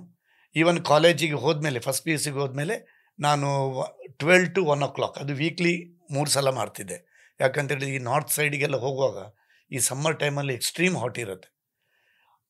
ಅದಕ್ಕೆ ಅಡ್ಜಸ್ಟ್ ಆಗಬೇಕಂತೇಳಿ ನಾನು ಇಲ್ಲಿ 1 ಗಂಟೆಯಿಂದ 1:30 ಗಂಟೆ 2 ಗಂಟೆವರೆಗೆ ನಾನು ಪ್ರಾಕ್ಟೀಸ್ ಮಾಡ್ತಾ ಇದ್ದೆ ಬಿಸಿಲಲ್ಲಿ. ಈವ್ನಿಂಗ್ ಕೂಡ 4:30 to 6 o'clock every day 4.5 hours ಇದು ರೆಗ್ಯುಲರ್ ಪ್ರಾಕ್ಟೀಸ್ ನಂದು. ಅಲ್ಲ ಸರ್, 1982 ಅಲ್ಲಿ ನೀವು ಮ್ಯಾಟ್ರಸ್ ನಿಮ್ಮ ತಂದೆಯವರು ನಿಮಗೆ ಕೊಡಿಸಿದ್ರಲ್ಲ, ಹೌದು, ಅದಕ್ಕೆ ಎಷ್ಟು ಆಗ 35,000 ಆ ಟೈಮಲ್ಲಿ ಆಗಿದೆ. ಅದು ಯಾರು ಇವನ್ ಕರ್ನಾಟಕದಲ್ಲಿ ಕೂಡ ಬ್ಯಾಂಗ್ಳೂರಲ್ಲಿ ಕೂಡ ಆಗ ಹೈ ಜಂಪ್ ಮ್ಯಾಟ್ರಸ್ ಇರಲಿಲ್ಲ, ಡೆಲ್ಲಿ ಪಾಟಿಯಾಲದಲ್ಲಿ ಬಿಟ್ರೆ. ಯಾಕಂತ ಹೇಳಿದ್ರೆ ಆ ಮ್ಯಾಟ್ರಸ್ ಅನ್ನು ನಾನು ತುಂಬಾ ವರ್ಷ ಯೂಸ್ ಮಾಡಿ ಡಾಕ್ಟರ್ ಮೋಹನ್ ಆಳ್ವರವ್ರದ್ದು ಏಕಲವ್ಯ ಕ್ಲಬ್ ಅಂತ ಹೇಳಿತ್ತು, ಸ್ಪೋರ್ಟ್ಸ್ ಕ್ಲಬ್. ಅವರು ನನ್ನ ಹತ್ರ ಒಮ್ಮೆ ಫೋನ್ ಮಾಡಿ, ರೋಹಿತ್ ಇಲ್ಲಿ 1-2 ಹೈ ಜಂಪರ್ಸ್ ಇದ್ದ, ನಿಮ್ಮ ಮ್ಯಾಟ್ರಸ್ ಕೊಡ್ಬೋದಾ ಅಂತೇಳಿ. ನೋಡಿ ನಾನು ಅದನ್ನು ಏಕಲವ್ಯ ಕ್ಲಬ್ಗೆ ಕೂಡ ಕೊಟ್ಟಿದ್ದೀನಿ. ಹೌದಾ? ಅಲ್ಲಿ ಅವರ ಹೈ ಜಂಪರ್ಸ್ ಎಲ್ಲ ಮಾಡಿ ಅವರು ಕೂಡ ನ್ಯಾಷನಲ್ಸ್ ಲೆವೆಲ್ ಅದೇ ಹೈ ಜಂಪ್ ಮ್ಯಾಟ್ರಸ್ ಅಲ್ಲಿ ಮಾಡಿ ನ್ಯಾಷನಲ್ಸ್ ಲೆವೆಲ್ ಹೋಗಿದ್ದಾರೆ. ಯಾಕಂದ್ರೆ ಇದು ಮನೆಯವರದ್ದು ಸಪೋರ್ಟ್ ಇಂದ ಮಾತ್ರ ಮಾಡ್ಲಿಕ್ಕೆ ನನಗೆ ಸಾಧ್ಯತೆ ಆಯ್ತು. ಈಗ ಸರ್ ಆ ಮ್ಯಾಟ್ರಸ್ ಎಲ್ಲಿದೆ? ಈಗ ಆ ಮ್ಯಾಟ್ರಸ್ ಆಕ್ಚುಲಿ ಇದು ನಾನು 35 ವರ್ಷದ ಮುಂಚಿನ ವಿಚಾರ ಮಾಡ್ತಾ ಇರೋದು. ಈಗ ಅದು ಟೋರ್ನ್ ಆಗಿ ಕಂಪ್ಲೀಟ್ ಇದಾಗಿದೆ. ಓಕೆ, ನಾವು ನೆಕ್ಸ್ಟ್ ಸೆಗ್ಮೆಂಟಿಗೆ ಹೋಗೋದಕ್ಕಿಂತ ಮುಂಚೆ ಸರ್, ನಿಮ್ಮ ಹೆಸರಲ್ಲಿ ರೆಕಾರ್ಡ್ ಇತ್ತಲ್ಲ ಬಹಳ ವರ್ಷ. ಅದೇನು? ಅದು 1986ರಲ್ಲಿ ನಂದು ಮ್ಯಾಂಗ್ಳೂರ್ ಯೂನಿವರ್ಸಿಟಿ ರೆಕಾರ್ಡ್ ಇದ್ದದು 2.04 meters. ಅದು 2011ನೇ ಇಸ್ವಿಯವರೆಗೆ ಆ ರೆಕಾರ್ಡ್ ಇತ್ತು. ಅದನ್ನು ಯಾರಿಗೂ ಬೀಟ್ ಮಾಡ್ಲಿಕ್ಕೆ ಆಗಿಲ್ಲ. Very good, very good. Okay okay. 23 ವರ್ಷ 24 ವರ್ಷ ಅದೇ ಮೋಹನ್ ಆಳ್ವಾರ್ದು ಗ್ರೌಂಡ್ ಅಲ್ಲಿ, ಅದು ಆಳ್ವಾಸ್ ಗ್ರೌಂಡ್ ಅಲ್ಲಿ ರೆಕಾರ್ಡ್ ಬ್ರೇಕ್ ಆಗಿದೆ. ಆಗ್ಲೇ ನಾನು ಸ್ಟೇಟ್ ರೆಕಾರ್ಡ್ ಮಾಡಿದ್ದೆ 1992 ಅಲ್ಲಿ. ಆಲ್ ಇಂಡಿಯಾ ಯೂನಿವರ್ಸಿಟಿ ರೆಕಾರ್ಡ್ ಇತ್ತು. All India university 2 times gold. Nationals ಒಮ್ಮೆ ತಾನದಲ್ಲಿ ಓಪನ್ ನ್ಯಾಷನಲ್ಸ್ ಆಯ್ತು, ಇನ್ವಿಟೇಷನ್ ಓಪನ್ ನ್ಯಾಷನಲ್ಸ್. ಅದರಲ್ಲಿ ಎಲ್ಲ ಟಾಪ್ ಹೈ ಜಂಪರ್ಸ್ ಇದ್ರು, ಅವರನ್ನೆಲ್ಲ ಬೀಟ್ ಮಾಡಿದೆ. ಮತ್ತು ಇಂಡಿಯಾದ್ದು ಟಾಪ್ ಜಂಪರ್ ಒಬ್ರು ನಲ್ಲುಸ್ವಾಮಿ ಅಣ್ಣಾವಿ ಅಂತೇಳಿ, ಅವ್ರದ್ದು ಭಾಳ ವರ್ಷ ರೆಕಾರ್ಡ್ ಇತ್ತು. ನನಗೆ ಅವರಾಗಿ ಅಷ್ಟೇ ಹೈಟ್ಗೆ ಹಾರಬೇಕು. ಆಗ ಅವರೇ ಸಾಧಾರಣ 2.15 meters 2.16 meters ಆ ಟೈಮಲ್ಲಿ ಹಾರಿದ್ದಾರೆ ಅವರು ಸ್ಟಡಲಲ್ಲಿ. ಅವರೊಮ್ಮೆ ಬ್ಯಾಂಗ್ಳೂರಲ್ಲಿ ನಮ್ಮದು ಇನ್ವಿಟೇಷನ್ ನ್ಯಾಷನಲ್ ಲೆವೆಲ್ ಟೂರ್ನಮೆಂಟ್ ಆಯಿತು, ಅವರು ಕಾಂಪಿಟೇಷನ್ಗೆ ಬಂದಿದ್ದು. ನಾನು ಅವರನ್ನು ಬೀಟ್ ಮಾಡಿದೆ. ಓಹೋ, ವೆರಿ ನೈಸ್. ಅದು ನನಗೆ ಈ ಕ್ರೀಡೆ ಒಂದು ಇದರಲ್ಲಿ ನನಗೆ ಒಂದು ತುಂಬ ಖುಷಿಯಾದಂಥ ಒಂದು ಇದು ಟೈಮ್ ಅದು ಅಲ್ವಾ? ಹೌದೌದು. ಓಕೆ, ಈಗ ಮುಂದಕ್ಕೆ ಹೋಗೋಣ ಸರ್. ನೀವು ಅಲ್ಲಿಂದ ಹೊಟ್ಟೆಪಾಡಿಗಾಗಿ ಉದ್ಯಮಕ್ಕೆ ಬಂದ್ರಿ ಅಂತ ನಾನು ಅಂದ್ಕೊಳ್ತೇನೆ. ಹೊಟ್ಟೆಪಾಡಿಗಾಗಿ ಉದ್ಯಮ ಅಂತ ಹೇಳಿಲ್ಲ, ಮನುಷ್ಯ ಏನಾದ್ರು. ನಾನು ಆ್ಯಕ್ಚುಲಿ 1990 ನನಗೆ LICಯಲ್ಲಿ ಕಾಲ್ ಫಾರ್ ಆಯಿತು ಜಾಬ್. ಸ್ಪೋರ್ಟ್ಸ್ ಕೋಟಾದಿಂದ. ಒಳ್ಳೆ ಕೆಲಸ, ಹೌದೌದು, ಒಳ್ಳೆ ಸಂಬಳ, ಜಾಲಿಯಾಗಿರ್ಬೋದಿತ್ತು. ಹೌದು. ಅಲ್ಲ, ನಾನು ಆಕ್ಚುಲಿ 1990 ನಾನು LICಯಲ್ಲಿ ಜಾಯ್ನ್ ಆದೆ. ಅದು ಸ್ಪೋರ್ಟ್ಸ್ ಕೋಟಾದಲ್ಲೇ ಆಯ್ತು ನನಗೆ. ಆಮೇಲೆ LIC ನಾನು ಬೇರೆ ಕ್ಲಬ್ಬಿಂದ ರೆಪ್ರೆಸೆಂಟ್ ಮಾಡಲಿಕ್ಕಿಲ್ಲ, LICಯಿಂದಲೇ. LIC ಪಬ್ಲಿಕ್ ಸೆಕ್ಟರಲ್ಲಿ ಫಸ್ಟ್ ಪ್ಲೇಸ್ ಮಾಡಿದೆ, LIC ನ್ಯಾಷನಲ್ಸಲ್ಲಿ ಗೋಲ್ಡ್ ಮೆಡಲ್ ಮಾಡಿದೆ. ಹಾಗೆ ಹಲವು ಟೂರ್ನಮೆಂಟ್ಗಳಲ್ಲಿ ಪಾರ್ಟಿಸಿಪೇಟ್ ಮಾಡಿ 2019ನಲ್ಲಿ ನಾನು LICಯಲ್ಲಿ VRS ತಗೊಂಡೆ. 6 years ಬ್ಯಾಕ್. 19ವರೆಗೂ ನೀವು LICಯಲ್ಲೇ ಇದ್ದೆ, ಸ್ಪೋರ್ಟ್ಸ್ ಕೋಟಾದಲ್ಲಿ ಕಾರ್ಕಳದಲ್ಲಿ. ಹೌದೌದು. Okay sir, okay. ಅಲ್ಲ, ನೀವು ಉದ್ಯಮಕ್ಕೆ ಬರ್ತೀರಿ, ನೀವು ಹೋಟೆಲ್ ಉದ್ಯಮ ಅದರಲ್ಲೂ ಸಹಿತ. ಹೌದೌದು ಅಲ್ವಾ? ನಾನು ಹೋಟೆಲ್ ಉದ್ಯಮಕ್ಕೆ ಬರ್ಲಿಕ್ಕೆ ಒಂದು ಕಾರಣ ಇದೆ. ನಾನಂತ ಹೇಳಿದ್ರೆ ಈಗ LIC ಆದ ಕೂಡಲೇ ಹೋಟೆಲಲ್ಲಿ ನಾವು ಗೌರ್ಮೆಂಟ್ ಆಫೀಷಿಯಲ್ ಇರುವಾಗ ಹೋಟೆಲಲ್ಲಿ ನಮ್ಮ ಹೆಸರಲ್ಲಿ ಇರಬಾರ್ದು, ಸರಿ, ನಾವು ಮಾಡ್ಲಿಕ್ಕಿಲ್ಲ. ಆ, ಆಕ್ಚುಲಿ ನಾವು ಇನ್ನೊಬ್ರು ನಾನು ಸ್ಲೀಪಿಂಗ್ ಪಾರ್ಟ್ನರ್ ಆಗಿ ಓ, 2007 ಅಲ್ಲಿ ಮೂಡುಬಿದ್ರೆಯಲ್ಲಿ ಗೋಲ್ಡನ್ ಗೇಟ್ ಅಂತೇಳಿ ಒಂದು ಹೌದು. ರೆಸ್ಟೋರೆಂಟ್ ಓಪನ್ ಹೌದು ಹೌದು ಹೌದು. ಅದು ಬಿಕಾಸ್ ಆಫ್ ನಮ್ದೊಬ್ರು ಕ್ಲೋಸ್ ಫ್ರೆಂಡ್ ರಘುವೀರ್ ಶೆಟ್ಟಿ ಅಂತ ಹೇಳಿ ಅವರು ಹೋಟೆಲಿಯರ್ ಆಕ್ಚುಲಿ, ಹ್ಮ್ ಅವರು ಕೂಡ ಕಾರ್ಕಳದವರೇ. ಅವರು ನನ್ನ ಹತ್ರ ಒಂದು ಪ್ರಸ್ತಾಪನೆ ಮಾಡಿದ್ರು, ರೋಹಿತ್ ನನಗೆ ಕೋಟಿ ಅಂತೇಳಿ ಕರೆಯೋದು, ನನ್ನ ನಿಕ್ ನೇಮ್, ನನ್ನ ಅಜ್ಜನ ಹೆಸರು ಅದು. ಹ್ಮ್ ಹ್ಮ್ ಹ್ಮ್. ಅವರು ಕಟೀಲು ದೇವಸ್ಥಾನದ ಆಡಳಿತ ಮುಕ್ತೇಶ್ವರ ಆಗಿದೆ, ಎರಡನೇ ಆಡಳಿತ, ಅದೇ ಹೆಸರು ನನಗೆ ಕಾರ್ಕಳದಲ್ಲಿ ಕರೆಯೋದು. ಸರಿ. ಕೋಟಿ ನಾವೇನಾದ್ರು ಮಾಡಿ ಒಂದು ಹೋಟೆಲಿಗೆ ಆಫರ್ ಇದೆ ತಗೊಳ್ಳುವನ ಅಂತ ಹೇಳಿ. ಹ್ಮ್ ಹ್ಮ್ ಹ್ಮ್. ನನಗೆ ಹೋಟೆಲ್ ಐಡಿಯಾ ಇಲ್ಲ ರಾಘಣ್ಣ, ಹ್ಮ್ ನೀವು ಮಾಡೋದಾದ್ರೆ ನಾನು ಖಂಡಿತವಾಗಿ ನಾನು ಕೂಡ ಹ್ಮ್ ಹ್ಮ್. ಪಾರ್ಟ್ನರ್ ಆಗಿ ಬರ್ತೇನೆ. ಹಾಗೆ ನಾವು 2007 ಇಂದ ನಾವು ಹೋಟೆಲ್ಗೆ ಪಾರ್ಟ್ನರ್ಶಿಪ್ ಆಗಿ ಬಂದೆವು. ಹ್ಮ್ ಹ್ಮ್ ಹ್ಮ್. ಅದು 2013 ವರೆಗೆ ನಾನು ಅವರೊಟ್ಟಿಗೆ ಇದ್ದೆ. ಹ್ಮ್ ಹ್ಮ್. ನಾನು 2013 ಮೇಲೆ ಅವರು ಅದನ್ನು ಹೋಟೆಲಿಂದ ಅದನ್ನು ರೆಸ್ಟೋರೆಂಟಿಂದ ಅದನ್ನು ಹೋಟೆಲಿಗೆ ಕನ್ವರ್ಟ್ ಮಾಡ್ಲಿಕ್ಕೆ ನೋಡಿದ್ರು. ಓಕೆ. ಆಗ ನಾನು ರಾಘಣ್ಣ, ನಾನು ಹೋಟೆಲಿಗೆ ಮಾಡಬೇಕಾದ್ರೆ ಪುನಃ ಇನ್ವೆಸ್ಟ್ಮೆಂಟ್ ಮಾಡಬೇಕಾಗತ್ತೆ, ಓಕೆ. ನಾನು ಬೇಕಾದ್ರೆ ಇಲ್ಲಿಂದ ಕ್ವಿಟ್ ಆಗಿ ನಾನು ಬೇರೆನೇ ನೋಡ್ತೀನಿ ಅಂತೇಳಿ ನಾನು ಗುಡ್ ವಿಲ್ ತಗೊಂಡು ಆಮೇಲೆ ನಾನು ಕಾರ್ಕಳದಲ್ಲಿ ಕಟೀಲ್ ಇಂಟರ್ನ್ಯಾಷನಲ್ ಅಂತೇಳಿ ಹೋಟೆಲ್ ನನ್ನ ಜಾಗದಲ್ಲಿ ಮಾಡಿದ್ದೆ. Correct sir. ಇದು ಏನಂದ್ರೆ ಅದು ದೊಡ್ಡ ಹೋಟೆಲ್, ದೊಡ್ಡ hotel. ದೊಡ್ಡದು. ಹೌದು ಸತ್ರಿ ಹೌದು. ಯಾಕೆ ಅದೇ ಸರ್, ನೋಡಿ ನೀವು ಸ್ಪೋರ್ಟ್ಸ್ ಪಟು ಆಗಿ ಮತ್ತೆ ಇದಕ್ಕೆ ಇಟ್ಸ್ ಡಿಫ್ರೆಂಟ್, ಹೌದು, ಡಿಫ್ರೆಂಟ್ ಇದ್ರದ್ದು- ಬಾಲ್ ಗೇಮ್ ಅದು. ಅದೇ ಹೌದು, ಬೇರೆ ಇದೇ ಬೇರೆ ಇದೆ. ಸರ್. ಇದು ನೀವು ಸರ್ ಈ ತರ ಎಲ್ಲ ಮಾಡಿ ಸಕ್ಸಸ್ ಆಗ್ಬಹುದು ಅಂತ ತೋರಿಸಿದ್ರಲ್ಲ ಸರ್. ನನಗೆ ನಾನು ಸ್ಪೋರ್ಟ್ಸಲ್ಲಿ ಹೇಗೆ ನಂದು ಡಿಟರ್ಮಿನೇಷನ್, ನಂದು ಒಂದು ಸ್ಪೋರ್ಟ್ಸಲ್ಲಿ ಹೇಗೆ ಮೇಲೆ ಬರಬೇಕಂತೇಳಿತ್ತೋ ಅದೇ ರೀತಿಯಲ್ಲಿ ನಾನು ಹೋಟೆಲ್ ಇಂಡಸ್ಟ್ರಿಗೆ ಬಂದ ಮೇಲೆ 2007 ಅಲ್ಲಿ ನನಗೂ ಹೋಟೆಲ್ನಲ್ಲಿ ಆ 6 ಇಯರ್ಸ್ ನಾನು ಗೋಲ್ಡನ್ ಗೇಟ್ನಲ್ಲಿ ಪಾರ್ಟ್ನರ್ಶಿಪ್ಪಲ್ಲಿದ್ದು ನನಗೂ ಕೂಡ ಇನ್ನೊಂದು ಹೋಟೆಲ್ ನನಗೆ ಓನ್ ಮಾಡಬೇಕಂತೇಳಿ ನನ್ನ ಮನಸ್ಸಿಗೆ ಬಂತು. ಹ್ಮ್. ಯಾಕಂದರೆ ಹೋಟೆಲ್ ಇಂಡಸ್ಟ್ರಿ ಕೂಡ ಒಂದು ವೆರಿ ವೆರಿ ತುಂಬ ಅದರಲ್ಲಿ ಇದಿದೆ. ಸ್ಪೋರ್ಟ್ಸಲ್ಲಿ ಹೇಗೆ ನಾವು ಒಂದು ಇದು ತಗೊಳ್ತೇವೋ ಅದೇ ರೀತಿ ಇದರಲ್ಲಿ ಒಂದು ಬಿಸ್ನೆಸ್ಸಲ್ಲಿ ತಗೊಳ್ಳುವಂಥದ್ದೊಂದು ಖಂಡಿತ ಖಂಡಿತ. ಹಾಂ. ಹಾಗಾಗಿ ನಾನು ಕಾರ್ಕಳದಲ್ಲಿ ಮಾಡಬೇಕಂತೇಳಿ ನನ್ನ ಜಾಗದಲ್ಲಿ ನಾನು ಹೋಟೆಲ್ ಮಾಡಿದ್ದೆ. ಓಕೆ. ಯಾಕಂದ್ರೆ ಎಲ್ಲ ಕಲ್ತಿದ್ದವರಲ್ಲೇ ಹೋಟೆಲಲ್ಲಿ ಏನೇನು ಆಗಬೇಕು, ಕಸ್ಟಮರ್ಸನ್ನು ಯಾವ ರೀತಿಯಲ್ಲಿ ಇಟ್ಕೊಳ್ಬೇಕು, ನಾವು ಯಾವ ರೀತಿ ಫುಡ್ ಕೊಡಬೇಕು, ಸ್ಟಾಫನ್ನು ಯಾವ ರೀತಿಯಲ್ಲಿ ಇಟ್ಕೊಳ್ಬೇಕು ಅಂತ ಎಲ್ಲ ನನಗೆ ಗೊತ್ತಾಯಿತು. ಓಕೆ. ಆಮೇಲೆ ನಾನು 2000ನಲ್ಲಿ ಕಟೀಲ್ ಇಂಟರ್ನ್ಯಾಷನಲ್ ಮಾಡೋದಕ್ಕಿಂತ ಮುಂಚೆ ನಾನೊಮ್ಮೆ ಥೈಲ್ಯಾಂಡಿಗೆ ಹೋಗಿದ್ದೆ. ಥೈಲ್ಯಾಂಡಿಗೆ ಹೋಗಿ ನಾನು ಅಲ್ಲಿ 3 ಇಯರ್ಸ್ ಹೋಟೆಲ್ ಮಾಡಿದೆ. ಥೈಲ್ಯಾಂಡಲ್ಲಿ ಪಟಾಯದಲ್ಲಿ ಮಾಡಿದ್ದೆ, ವಾಕಿಂಗ್ ಸ್ಟ್ರೀಟ್ ಹತ್ರನೇ, ದಾಲ್ ರೋಟಿ ಅಂತೇಳಿ ಹೋಟೆಲ್ ಹೆಸರು. ಸೊ 3 ವರ್ಷ ನೀವು ಥೈಲ್ಯಾಂಡಲ್ಲಿ ಇದೆ. ಮತ್ತೆ ನನಗೆ ಫ್ರೀಕ್ವೆಂಟ್ಲಿ ಆಗಿ ನನಗೆ ಥೈಲ್ಯಾಂಡಿಗೆ ಹೋಗಿ ಬರೋಕ್ಕೆ ತುಂಬ ಕಷ್ಟ ಆಯ್ತು. ನಾನು ಎವ್ರಿ ಮಂತ್ ಹೋಗ್ತಾ ಇದ್ದೆ. ಎವ್ರಿ ಮಂತಲ್ಲಿ ಒಂದು ಥೈಲ್ಯಾಂಡಿಗೆ ಹೋಗಿ ಹೋಟೆಲ್ ನೋಡ್ಕೊಂಡು ಒಂದು 3-4 ಡೇಸಲ್ಲಿ ಬರ್ತಾ ಇದ್ದೆ. ಎಲ್ಲ ಚೆನ್ನಾಗಿ ನಡೀತಿತ್ತ? ಚೆನ್ನಾಗಿ ನಡೀತಾ ಇತ್ತು. ಅಲ್ಲಿ ಒಬ್ರು ಪಾರ್ಟ್ನರ್ ಇದ್ರು. ಮತ್ತೆ ನಾವು ಇಲ್ಲದೆ ಹೋಟೆಲ್ ಮಾಡೋದು ತುಂಬಾ ಕಷ್ಟ. ನಾವು ಆ ಪರ್ಟಿಕ್ಯುಲರ್ ಪ್ಲೇಸ್ ಅಲ್ಲಿ ಇದ್ರೆ ಮಾತ್ರ ಹೋಟೆಲ್. ಸರಿ. ಹಾಗೆ ಮತ್ತೆ 3 ಇಯರ್ಸ್ ಅಲ್ಲಿ ಬಿಟ್ಟು ನಾನು 2015 ಅಲ್ಲಿ ಕಾರ್ಕಳದಲ್ಲಿ ಕಟೀಲ್ ಇಂಟರ್ನ್ಯಾಷನಲ್ ಹೋಟೆಲ್ ಮಾಡ್ಕೊಂಡಿದ್ದೀನಿ. ದಟ್ಸ್ ಹೌ ನೀವೊಬ್ಬ ಉದ್ಯಮಿಯಾಗಿ. ಸರ್, ಕಟೀಲ್ ಅಂತ ಒಂದು ಹೆಸರು ದೊಡ್ಡ ಬ್ರ್ಯಾಂಡ್ ಸರ್. ಅದು ಒಂದು ಪುಣ್ಯಕ್ಷೇತ್ರ, ಆ ಊರಿಗೆ ಒಂದು ದೊಡ್ಡ ಹೆಸರು ಬಂದ್ಬಿಟ್ಟಿದೆ ಈಗ. ಮತ್ತೆ ಈಗ ನಿಮ್ಮ ಹೆಸರಿನ ಎದುರು ಕಟೀಲ್ ಇದೆ, ಮತ್ತೆ ಕಟೀಲ್ ಅಂತ ಯಾರು ಇಟ್ಕೊಂಡ್ರು ಕೂಡ ಅವ್ರು ದೊಡ್ಡ ಬ್ರ್ಯಾಂಡ್ ಆಗ್ತಾರೆ, ಬೈ ಡಿಫಾಲ್ಟ್ ಬ್ರ್ಯಾಂಡ್ ಆಗ್ತಾರೆ ಸರ್. ಆದ್ರೆ ನೀವಿರೋದು ಕಾರ್ಕಳದಲ್ಲಿ. ಈ ಕಟೀಲಿಗೂ ನಿಮ್ಗೂ ಏನ್ ಸಂಬಂಧ? ಮತ್ತೆ ಕಟೀಲ್ ಇಂಟರ್ನ್ಯಾಷನಲ್ ಅಂತ ನೀವು ಕಾರ್ಕಳದಲ್ಲಿ ಸ್ಟಾರ್ಟ್ ಮಾಡಿದಿರಿ. ಇಂಟರ್ನ್ಯಾಷನಲ್, ಕಾರ್ಕಳದಂತ ಒಂದು ಸಣ್ಣ ಊರಲ್ಲಿ ಇಂಟರ್ನ್ಯಾಷನಲ್ ಅಂತ ಆ ಕಾಲದಲ್ಲಿ ನೀವು ಹೆಸರಿಟ್ಟಿದ್ದೀರಿ. ಇದು ಹೇಗೆ? ಮತ್ತೆ ಓವರ್ ಆಲ್ ಈಗ ನಿಮ್ಮ ಹೋಟೆಲ್ನ reputation how is it? Kateel international hotel ಬರ್ಲಿಕ್ಕೆ ಒಂದು ಕಾರಣ ಇದೆ. ಕಟೀಲ್ ಅಂತ ಹೇಳುದು ನನ್ನ ತಂದೆದ್ದು ಊರು ಕಟೀಲ್. ನಾವು ಕೊಡೆತ್ತೂರು ಗೊತ್ತು, ನನ್ನ ತಂದೆದ್ದು. ನಾವು ಅನುವಂಶಿಕ ಮುಕ್ತೇಶ್ವರ ಫ್ಯಾಮಿಲಿಯಿಂದ ಬಂದವರು. ನನ್ನ ತಂದೆಯವರು, ನನ್ನ ತಂದೆದ್ದು ತಂದೆ ನನ್ನ ಅಜ್ಜ ಕೋಟಿ ಶೆಟ್ರು ಅಂತೇಳಿ. ನನ್ಗೆ ಹಾಗೆ ಕಾರ್ಕಳದಲ್ಲಿ ಕೋಟಿ ಅಂತೇಳಿ ಕರೀಲಿಕ್ಕೆ ಕಾರಣ ನನ್ನ ಅಜ್ಜನ ಹೆಸರು. ಅವರು ಕಟೀಲು ದೇವಸ್ಥಾನದ ಎರಡನೇ ಮುಕ್ತೇಶ್ವರರು. ಅದು ಸಾಧಾರಣ 110-115 ವರ್ಷದಿಂದ ನಮ್ಮ ಕೊಡೆತ್ತೂರು ಗುತ್ತಿಗೆ ಅನುವಂಶಿಕವಾಗಿ ಬಂದಂತ ಒಂದು, ಅದು ನಮ್ಗೆ ಹೌದಪ್ಪ ಇದು ಹೆಸರಿದೆ. ಹಾಗಾಗಿ ನಾವು, ನನ್ನ ಅಜ್ಜ ಕೂಡ ಕೋಟಿ ಶೆಟ್ಟಿ ಕಟೀಲ್ ಅಂತ ಆಗ್ತಾ ಇದ್ರು. ಅವರ ಮಗನಾದ ಬಾಲಕೃಷ್ಣ ಶೆಟ್ಟಿ ನನ್ನ ತಂದೆ, ಅವರು ಕೂಡ ಬಾಲಕೃಷ್ಣ ಶೆಟ್ಟಿ ಕಟೀಲ್ ಅಂತೇಳಿ ಹಾಕೋದು. ಆದ್ರೆ ನೀವು ರೋಹಿತ್ ಶೆಟ್ಟಿ ಅಂತ ಹಾಕ್ತಾ, ನಾವು ಶೆಟ್ಟಿ ಅಂತ ರೋಹಿತ್ ಕುಮಾರ್ ಅಂತೇಳಿ ಹಾಕ್ತಾ ನಾವೆಲ್ಲರೂ. ನಂದು ರೂಪ್ ಕುಮಾರ್ ಕಟೀಲ್, ರೋಹಿತ್ ಕಟೀಲ್, ಹಾಗೆ ಎಲ್ಲ ನಮ್ಮ ಶರತ್ ಕುಮಾರ್ ಕಟೀಲ್, ಹಾಗೆಲ್ಲ ನಾವು ಕಟೀಲ್ ಅಂತೇಳಿ ಹಾಕಿದ್ವಿ. ಎಲ್ಲರೂ ಕೇಳ್ತಾ ಇದ್ರು, ನೀವು ಶೆಟ್ಟಿ ಅಂತ ಹೇಳಿ. ಇಲ್ಲ, ದೇವರದ್ದು ಒಂದು ಹೆಸರಿದ್ರೆ ಸಾಕು, ಸಾನ್ನಿಧ್ಯದ್ದು.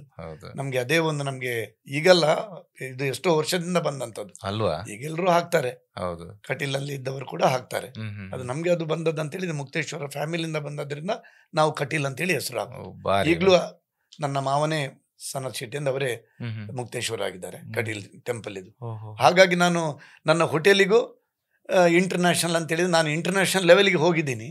ಅದಕ್ಕೋಸ್ಕರ ಹೋಟೆಲ್ ಕಟೀಲ್ ಇಂಟರ್ನ್ಯಾಷನಲ್ ಅಂತೇಳಿ ನಾನು ಇದು ಮಾಡಿದ್ದು. ಓಕೆ. ಹೌದೌದು. ನಮ್ಮ ಫ್ರೆಂಡೇ ನನ್ಗೆ ಅದಕ್ಕೊಂದು ಇದು ಕೊಟ್ಟಿದ್ದು, ಅದಕ್ಕೆ ಈ ರೀತಿ ಹೆಸರು ಹಾಕಿದ್ರೆ ಒಳ್ಳೇದಾಗ್ಬೋದು ಅಂತ ಹೇಳಿ. Okay okay. ಒಳ್ಳೆ ಈಗ ರೆಪ್ಯುಟೇಷನ್ ತುಂಬಾ ಚೆನ್ನಾಗಿದೆ. ಯಾಕಂತ ಹೇಳಿದ್ರೆ ನಮ್ದು ಕೆಲವು ಫುಡ್ ಇದೆ ನಮ್ಮ ಹೋಟೆಲಲ್ಲಿ. ಒಂದು ಮೇನ್ ಅಂತ ಹೇಳಿದ್ರೆ ಪಾನ್ ಐಸ್ ಕ್ರೀಮ್, ಅದು ತುಂಬಾ ಫೇಮಸ್ ನಮ್ಮ ಹೋಟ್ಲಲ್ಲಿ.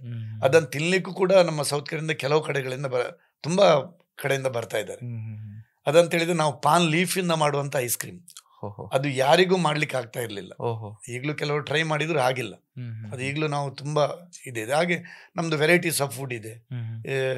Butter garlic chicken, ghee roast, biryani, ಇದೆಲ್ಲ ನಮ್ದು ಹೈ ಲೆವೆಲ್ ಅಲ್ಲಿ ಇದೆ. ಇವನ್ ಆಕ್ಚುಲಿ ಬಾಂಬೆಯಿಂದ ಕೆಲವರು ಬಂದವರು ಹೋಟೆಲಿಯರು ಕೂಡ ನಮ್ಮ ಹೋಟೆಲ್ ಅಲ್ಲಿ ಫುಡ್ ತಿಂದು ಹೇಳ್ತಾರೆ, ಇದನ್ನು ನೀವು ಆ ಲೆವೆಲ್ ಅಲ್ಲಿ ಕೊಡ್ತಾ ಇದ್ದೀರಿ, ನಮ್ಗೆ ತುಂಬಾ ಸಂತೋಷ ಆಗ್ತಾ ಇದೆ ಅಂತ ಹೇಳಿ ನಾನು ಅವ್ರದ್ದು ಇದನ್ನು ತಗೊಳ್ತಾ ಇದ್ದೀನಿ. ಹೌದೌದು, ತುಂಬಾ ರಿವ್ಯೂಸ್ ಎಲ್ಲ ತುಂಬಾ ಒಳ್ಳೆಇದೆ. ಪಾನ್ ಐಸ್ ಕ್ರೀಮ್ ತಿನ್ನೋದಕ್ಕೆ ಬರಬೇಕು ನಿಮ್ಮ ಹೋಟೆಲ್ಗೆ, ಖಂಡಿತವಾಗಿ ಇನ್ವೈಟ್ ಮಾಡ್ತಾ ಇದ್ದೀನಿ, ಬನ್ನಿ ನೀವು. Thank you Kateel sir. So ಈಗ ನಾವು ಮುಂದಕ್ಕೆ ಹೋಗುವ. ನೀವು ಇಲ್ಲಿಂದ ಉದ್ಯಮಿಯಾಗಿ ಮತ್ತೆ ಒಬ್ಬ ಚಿತ್ರನಟರಾಗ್ತೀರಿ ಸರ್. ಆ ಕಾಲದಲ್ಲಿ ನಾವು ಕೋಟಿ ಚೆನ್ನಯ್ಯ ಧಾರಾವಾಹಿಯನ್ನ ದೂರದರ್ಶನದಲ್ಲಿ ನೋಡಿ ಬಹಳ ಖುಷಿ ಮತ್ತು ಹೆಮ್ಮೆ ಪಟ್ಟಿದ್ದೆವು ನಾವು. ಅದರಲ್ಲಿ ನೀವು ಕೋಟಿ ಇಲ್ಲ, ನಾನು ಚೆನ್ನೈ ನೋಡಿ, ನೀವು ಚೆನ್ನಯ್ಯ, ಬಟ್ ನಿಮ್ಮ ಹೆಸರು ಕೋಟಿ. ಕೋಟಿ, ಓಕೆ. ಅದಕ್ಕೋಸ್ಕರ ಸ್ವಲ್ಪ ಕನ್ಫ್ಯೂಷನ್ ಆಯ್ತು. ಓಕೆ, ನಿಮ್ಮ ಅಭಿನಯಕ್ಕೆ ಆಸಕ್ತಿ ಹೇಗೆ ನಿಮ್ಗೆ? ಅಭಿನಯ ಅಂತ ಹೇಳಿದ್ರೆ ನಮ್ದು ಫ್ಯಾಮಿಲಿಯಲ್ಲೇ ಆಕ್ಟರ್ನವರಿದ್ರು. ಯಾರು? ಸುನಿಲ್, ನೀವು ಮಾಲಾಶ್ರೀ ಸುನಿಲ್ ಕೇಳಿರ್ಬೋದು. ನಂದು ತಂದೆದ್ದು ತಮ್ಮನ ಮಗ, ಡೈರೆಕ್ಟ್ ಬ್ರದರ್ಸ್. ನನ್ನ ತಂದೆ ಮತ್ತೆ ಸುನಿಲ್ ಅವರ ತಂದೆ ಡೈರೆಕ್ಟ್ ಬ್ರದರ್ಸ್. ನೀವು ಮತ್ತೆ ಸುನಿಲ್ ಅವರು ಫಸ್ಟ್ ಕಸಿನ್ಸ್. ಬಾಲ್ಯ ಎಲ್ಲ ಜೊತೆಗೆ? ಬಾಲ್ಯಲ್ಲಿ ಬಹಳಷ್ಟು ಜೊತೆಯಲ್ಲಿದ್ದು. ಯಾಕಂತ ಹೇಳಿದ್ರೆ ನಮ್ದು ಕಟೀಲು ಮನೆ ಇತ್ತು, ಈಗ ಅದು ಸಂಜೀವಿನಿ ಹಾಸ್ಪಿಟಲ್ ಆಗಿದೆ ರೀಸೆಂಟ್ ಆಗಿ. ಕೋಟಿ ಅಜ್ಜಂದು ಮನೆ, ಕೋಟಿ ಶೆಟ್ಟರದ್ದೇ ಮನೆ ಅದು. ಅಲ್ಲಿ ನಾವು ಹೋಗಿ ಪ್ರತಿ ವರ್ಷ ಆಟಕ್ಕೆಲ್ಲ ಅಲ್ಲಿ ಸೇರ್ತಾ ಇದ್ವಿ. ಅವರು ಬರ್ತಾ ಇದ್ರು ಬಾರ್ಕೂರಿಂದ, ಅವರು ಬಾರ್ಕೂರಲ್ಲಿ ಸೆಟ್ಲ್ ಆಗಿ ಈಗಲೂ ಬಾರ್ಕೂರಲ್ಲಿ ಶಾಂತರಾಮ್ ಶೆಟ್ಟರ್. ಹೌದು, ಶಾಂತರಾಮಣ್ಣ, ಹೌದು, ಒಂದು ಭಾವ. ಹೌದು, ಸುಚಿತ್ರಕ ಅವರ ಶಾಂತರಾಮಣ್ಣಂದು ಮಿಸಸ್ ಅವರು. ಹೌದು, ನಾವು ಈಗಲೂ ಒಟ್ಟಾಗ್ತೀವಿ. ಕಂಬಳದಲ್ಲಿ ಬಹಳ ದೊಡ್ಡ ಕಂಬಳದಲ್ಲಿ, ಹಾಗೆ ಸಾಮಾಜಿಕ ಇದ್ರಲ್ಲಿ ಬಹಳ ಮುಂದಾಳುವರು. ಸರ್, ಸುನೀಲ್ ಅವ್ರ ಬಗ್ಗೆ ನಿಮ್ಮ ಹತ್ರ ಕೇಳ್ಬೇಕು ಸರ್. ಹೇಗಿತ್ತು ನಿಮ್ಮ ಅವರ ಒಡನಾಟ? ಸುನೀಲ್ ಬಾಲ್ಯದಲ್ಲಿ ಇರುವಾಗಲೇ ನಾವು ಒಟ್ಟಾಗಿರುವಲ್ಲಿ ಅವನು ಯಕ್ಷಗಾನದಲ್ಲಿ ಮಾಡುವಂತದ್ದು ಅವನಿಗೆ ಒಂದು ಹವ್ಯಾಸ ಇತ್ತು. ಸ್ಟೇಜ್ ಇದರಲ್ಲಿ ಯಕ್ಷಗಾನ ಮಾಡುವಂಥದ್ದು ಸ್ಕೂಲಲ್ಲೆಲ್ಲ ಅದು ನಾವು ನೋಡಿದ್ದೇವೆ. ಅದು ಅವನ ಸ್ಕೂಲ್ ಇದರಲ್ಲಿ ನಾವು ಕೇಳಿದ್ದೇವೆ, ಈ ರೀತಿಯಲ್ಲಿ ಯಕ್ಷಗಾನದಲ್ಲಿ ತುಂಬಾ ಇದಿದೆ ಅಂತೇಳಿ. ತುಂಬಾ ಸ್ಫೂರ್ತಿ, ಹೌದಪ್ಪ, ತುಂಬಾ ಚೆನ್ನಾಗಿದೆ ನೋಡ್ಲಿಕ್ಕೆ. ಹಾಗೆ ಅವನು ನೋಡ್ತಾ ಇರುವಾಗಲೇ ಅವನಿಗೆ 1-2 ಆಫರ್ ಬಂತು ಒಳ್ಳೆ ಮೂವಿಯಲ್ಲಿ ಮಾಡಿದ. ಅದು 2 ತುಂಬಾ 100 days ಎಲ್ಲ ಓಡ್ಲಿಕ್ಕೆ ಶುರು ಆಯ್ತು. ಆಮೇಲೆ ಅದೇ ಮಾಲಾಶ್ರೀ ಒಟ್ಟಿಗೆ ಹಲವು ಪಿಕ್ಚರ್ಸ್ ಮೂವಿ ಅಂತ ತೆಗೆದು, ಬೆಳ್ಳಿ ಕಾಲುಂಗುರ, ಅದು ಹಿಟ್ ಆಯ್ತು, ತುಂಬಾ ಹಿಟ್ ಆಯ್ತು. ಆಕ್ಸಿಡೆಂಟ್ ಅಲ್ಲಿ ತೀರ್ಕೊಂಡ್ರು. ನಮ್ಗೆಲ್ಲ ತುಂಬಾ ಸ್ಯಾಡ್. ಹಾಗೆ ಅದನ್ನು ನೋಡ್ಕೊಂಡು ನಾನು ಮೂವಿಗೆ ಬರ್ಬೇಕು. ನಾನು ಸ್ಪೋರ್ಟ್ಸ್ ಅಲ್ಲಿ ಲೈನ್ ಅಲ್ಲಿ ಇದ್ದೆ. ನನ್ಗೆ ಮೂವಿ ಬಗ್ಗೆ ನಾನು ಆಲೋಚನೆ ಮಾಡಿಲ್ಲ. ಅಂದ್ರೆ ನಿಮ್ಗೆ ಅವಕಾಶ ಯಾರೋ ಕೊಟ್ಟಿದ್ದ ಬರ್ತೀರಾ ಫಿಲ್ಮ್ ಅಲ್ಲಿ ಮಾಡುವ ಅಂತ? ಅವಕಾಶ ಆಕ್ಚುಲಿ 2005-6ರಲ್ಲಿ ನನಗೆ ಅವಕಾಶ. ಸಾಯಿ ಕುಮಾರ್ ಅವರು ನಾನು ಒಟ್ಟಿಗೆ ಒಂದು ಫಂಕ್ಷನ್ ಅಲ್ಲಿ, ಕನ್ನಡ ಚಿತ್ರ ಸಾಯಿ ಕುಮಾರ್ ಅವರು, ಡೈಲಾಗ್ ಕಿಂಗ್ ಅವರು, ನಾನು ಒಂದು ಇಲ್ಲಿ ಕಕ್ಕೆ ಪದ ನನ್ನ ಫ್ರೆಂಡ್ ಇದ್ದು ಒಂದು ಯಾವ್ದೋ ಟೂರ್ನಮೆಂಟ್ ಗೆಸ್ಟ್ ಆಗಿದ್ದೆ. ಸರಿ, ಅವರು ನನ್ನನ್ನು ನೋಡಿ ಅವರು ಸ್ಪೀಚ್ ಮಾಡುವಾಗ ಹೇಳಿದ್ರು. ಅದು ಈಗಲೂ ಆಕ್ಚುಲ್ ರೆಕಾರ್ಡ್ ನಾವು ತೆಗೆದುಕೊಂಡ್ರೆ ಸಿಗ್ಬೋದು. ನಾನು ರೋಹಿತ್ಗೆ ನನ್ನ ಒಂದು ಮೂವಿಯಲ್ಲಿ ನಾನು ಏನಾದ್ರು ಪಾರ್ಟ್ ಗ್ಯಾರಂಟಿ ಕೊಡ್ತೇನೆ ಮುಂದೆ ಬರುದು, ಅದನ್ನ ನೋಡಿ ಹೇಳಿದ್ರು ಅವರು. Very good. ಹೌದೌದು, ನಾನು ಅದನ್ನೇ ಎಕ್ಸ್ಪೆಕ್ಟ್ ಮಾಡಿಲ್ಲ ಅವರು ಈ ತರ ಹೇಳ್ತಾರೆ ಅಂತೇಳಿ. ನಾನು ಅವರ ಹತ್ರ ಕೇಳಲಿಕ್ಕೆ ಹೋಗ್ಲಿ, ಅವರೊಂದು ಹೇಳಿದಂತ ಮಾತು. ಹಾಗೆ ನಾನು 2009 ಮತ್ತೆ ಇದು 2013 ಬಣ್ಣದ ಕೊಡೆ ಅಂತೇಳಿ ಒಂದು ಮೂವಿ. ಹೌದು, ಅದಕ್ಕೆ ಆಕ್ಚುಲಿ ಆ ಮಗುವಿಗೆ ಒಂದು ಸ್ಟೇಟ್ ಅವಾರ್ಡ್ ಕೂಡ ಬಂತು, ಫಿಲ್ಮ್ ಅವಾರ್ಡ್. ನಾನು ನೋಡಿದ್ದೇನೆ. ಹೌದು, ಅದರಲ್ಲಿ ಮಾಡಿದೆ.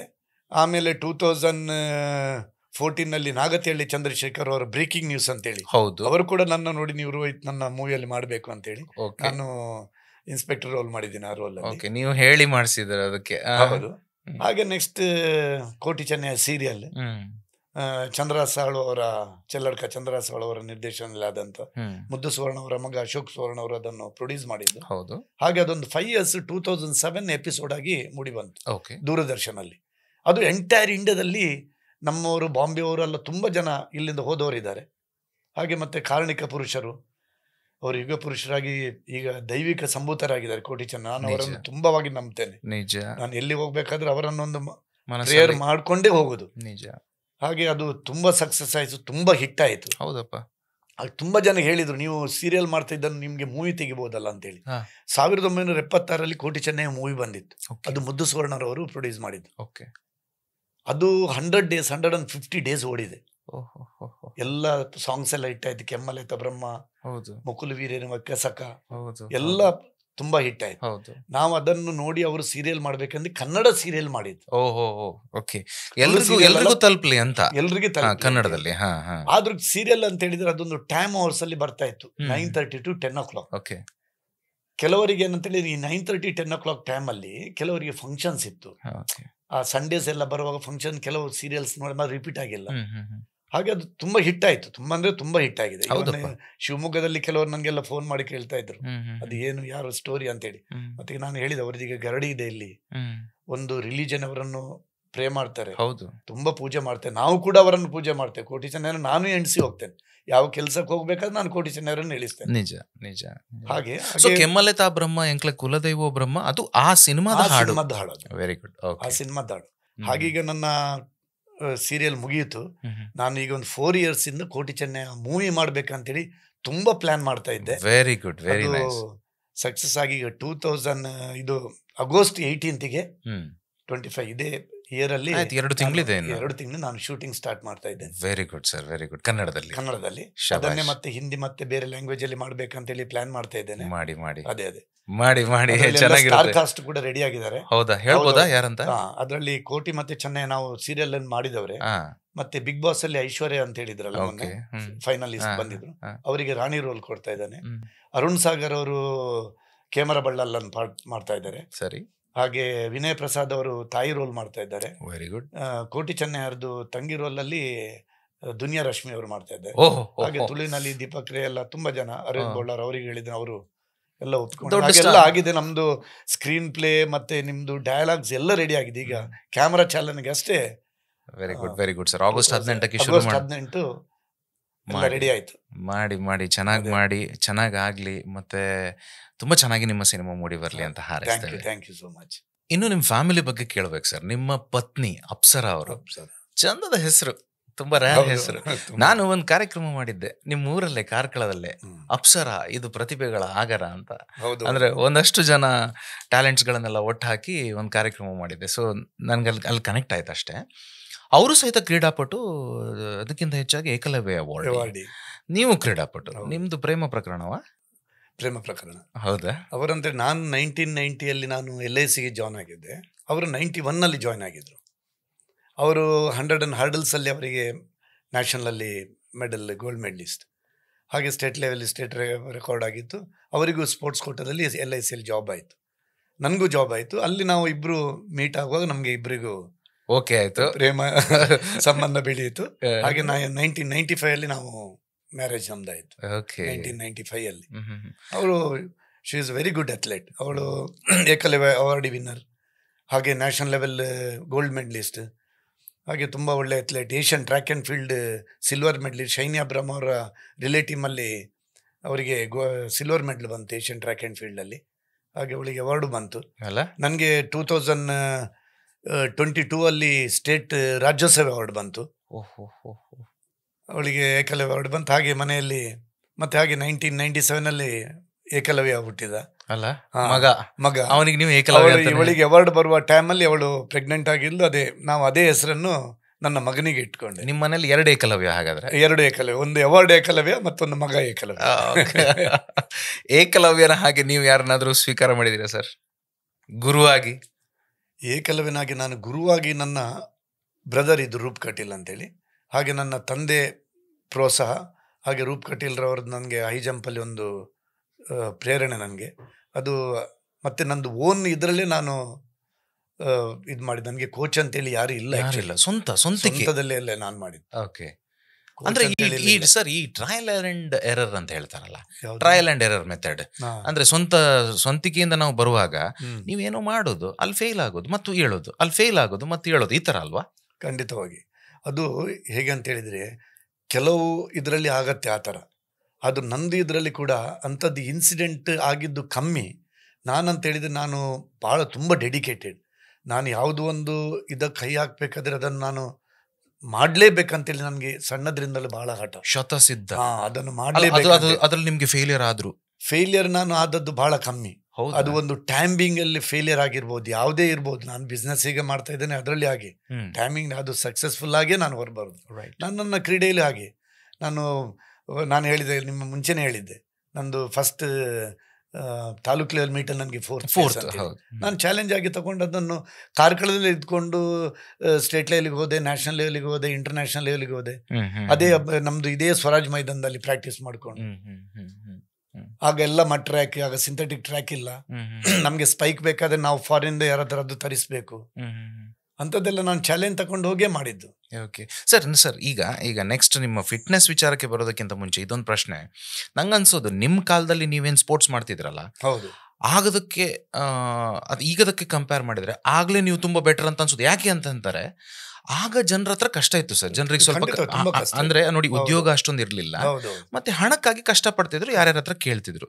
ಸರ್, ಈ ಕಾಲದಲ್ಲೂ ಸರ್, ಇಷ್ಟೊಂದೆಲ್ಲ ನಾವು ಡೆವಲಪ್ ಆಗಿರುವಂತ ಕಾಲದಲ್ಲೂ ಮೇ ಬಿ ಹೆಸರು ಬೇಡ, ನಿಮ್ಮೂರಿನ ದೊಡ್ಡ ದೊಡ್ಡ ಕ್ರೀಡಾಪಟುಗಳೇ ರಾಷ್ಟ್ರೀಯ ಮತ್ತು ಅಂತಾರಾಷ್ಟ್ರೀಯ ಲೆವೆಲ್ ಅಲ್ಲಿ ಭಾಗವಹಿಸೋದಕ್ಕೆ ದುಡ್ಡಿಲ್ದೆ ಕಷ್ಟಪಡ್ತಿದ್ದಾರೆ ಸರ್.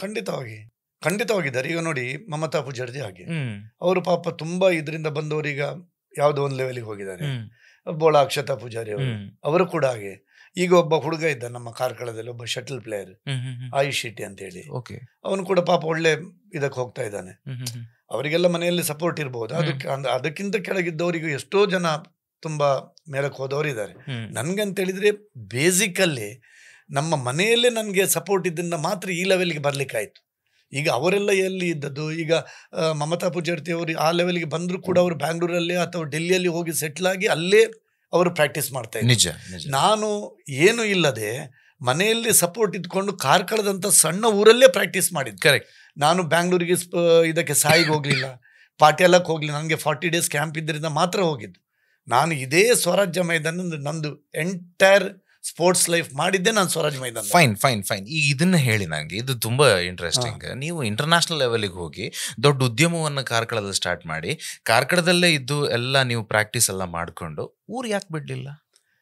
ಊರು ಬಿಡ್ಬೇಕಂತ ಹೇಳಿದ್ರೆ ನಂದು ಬ್ರೆಡ್ ಆ್ಯಂಡ್ ಬಟರ್ ಕಾರ್ಕಳನೇ.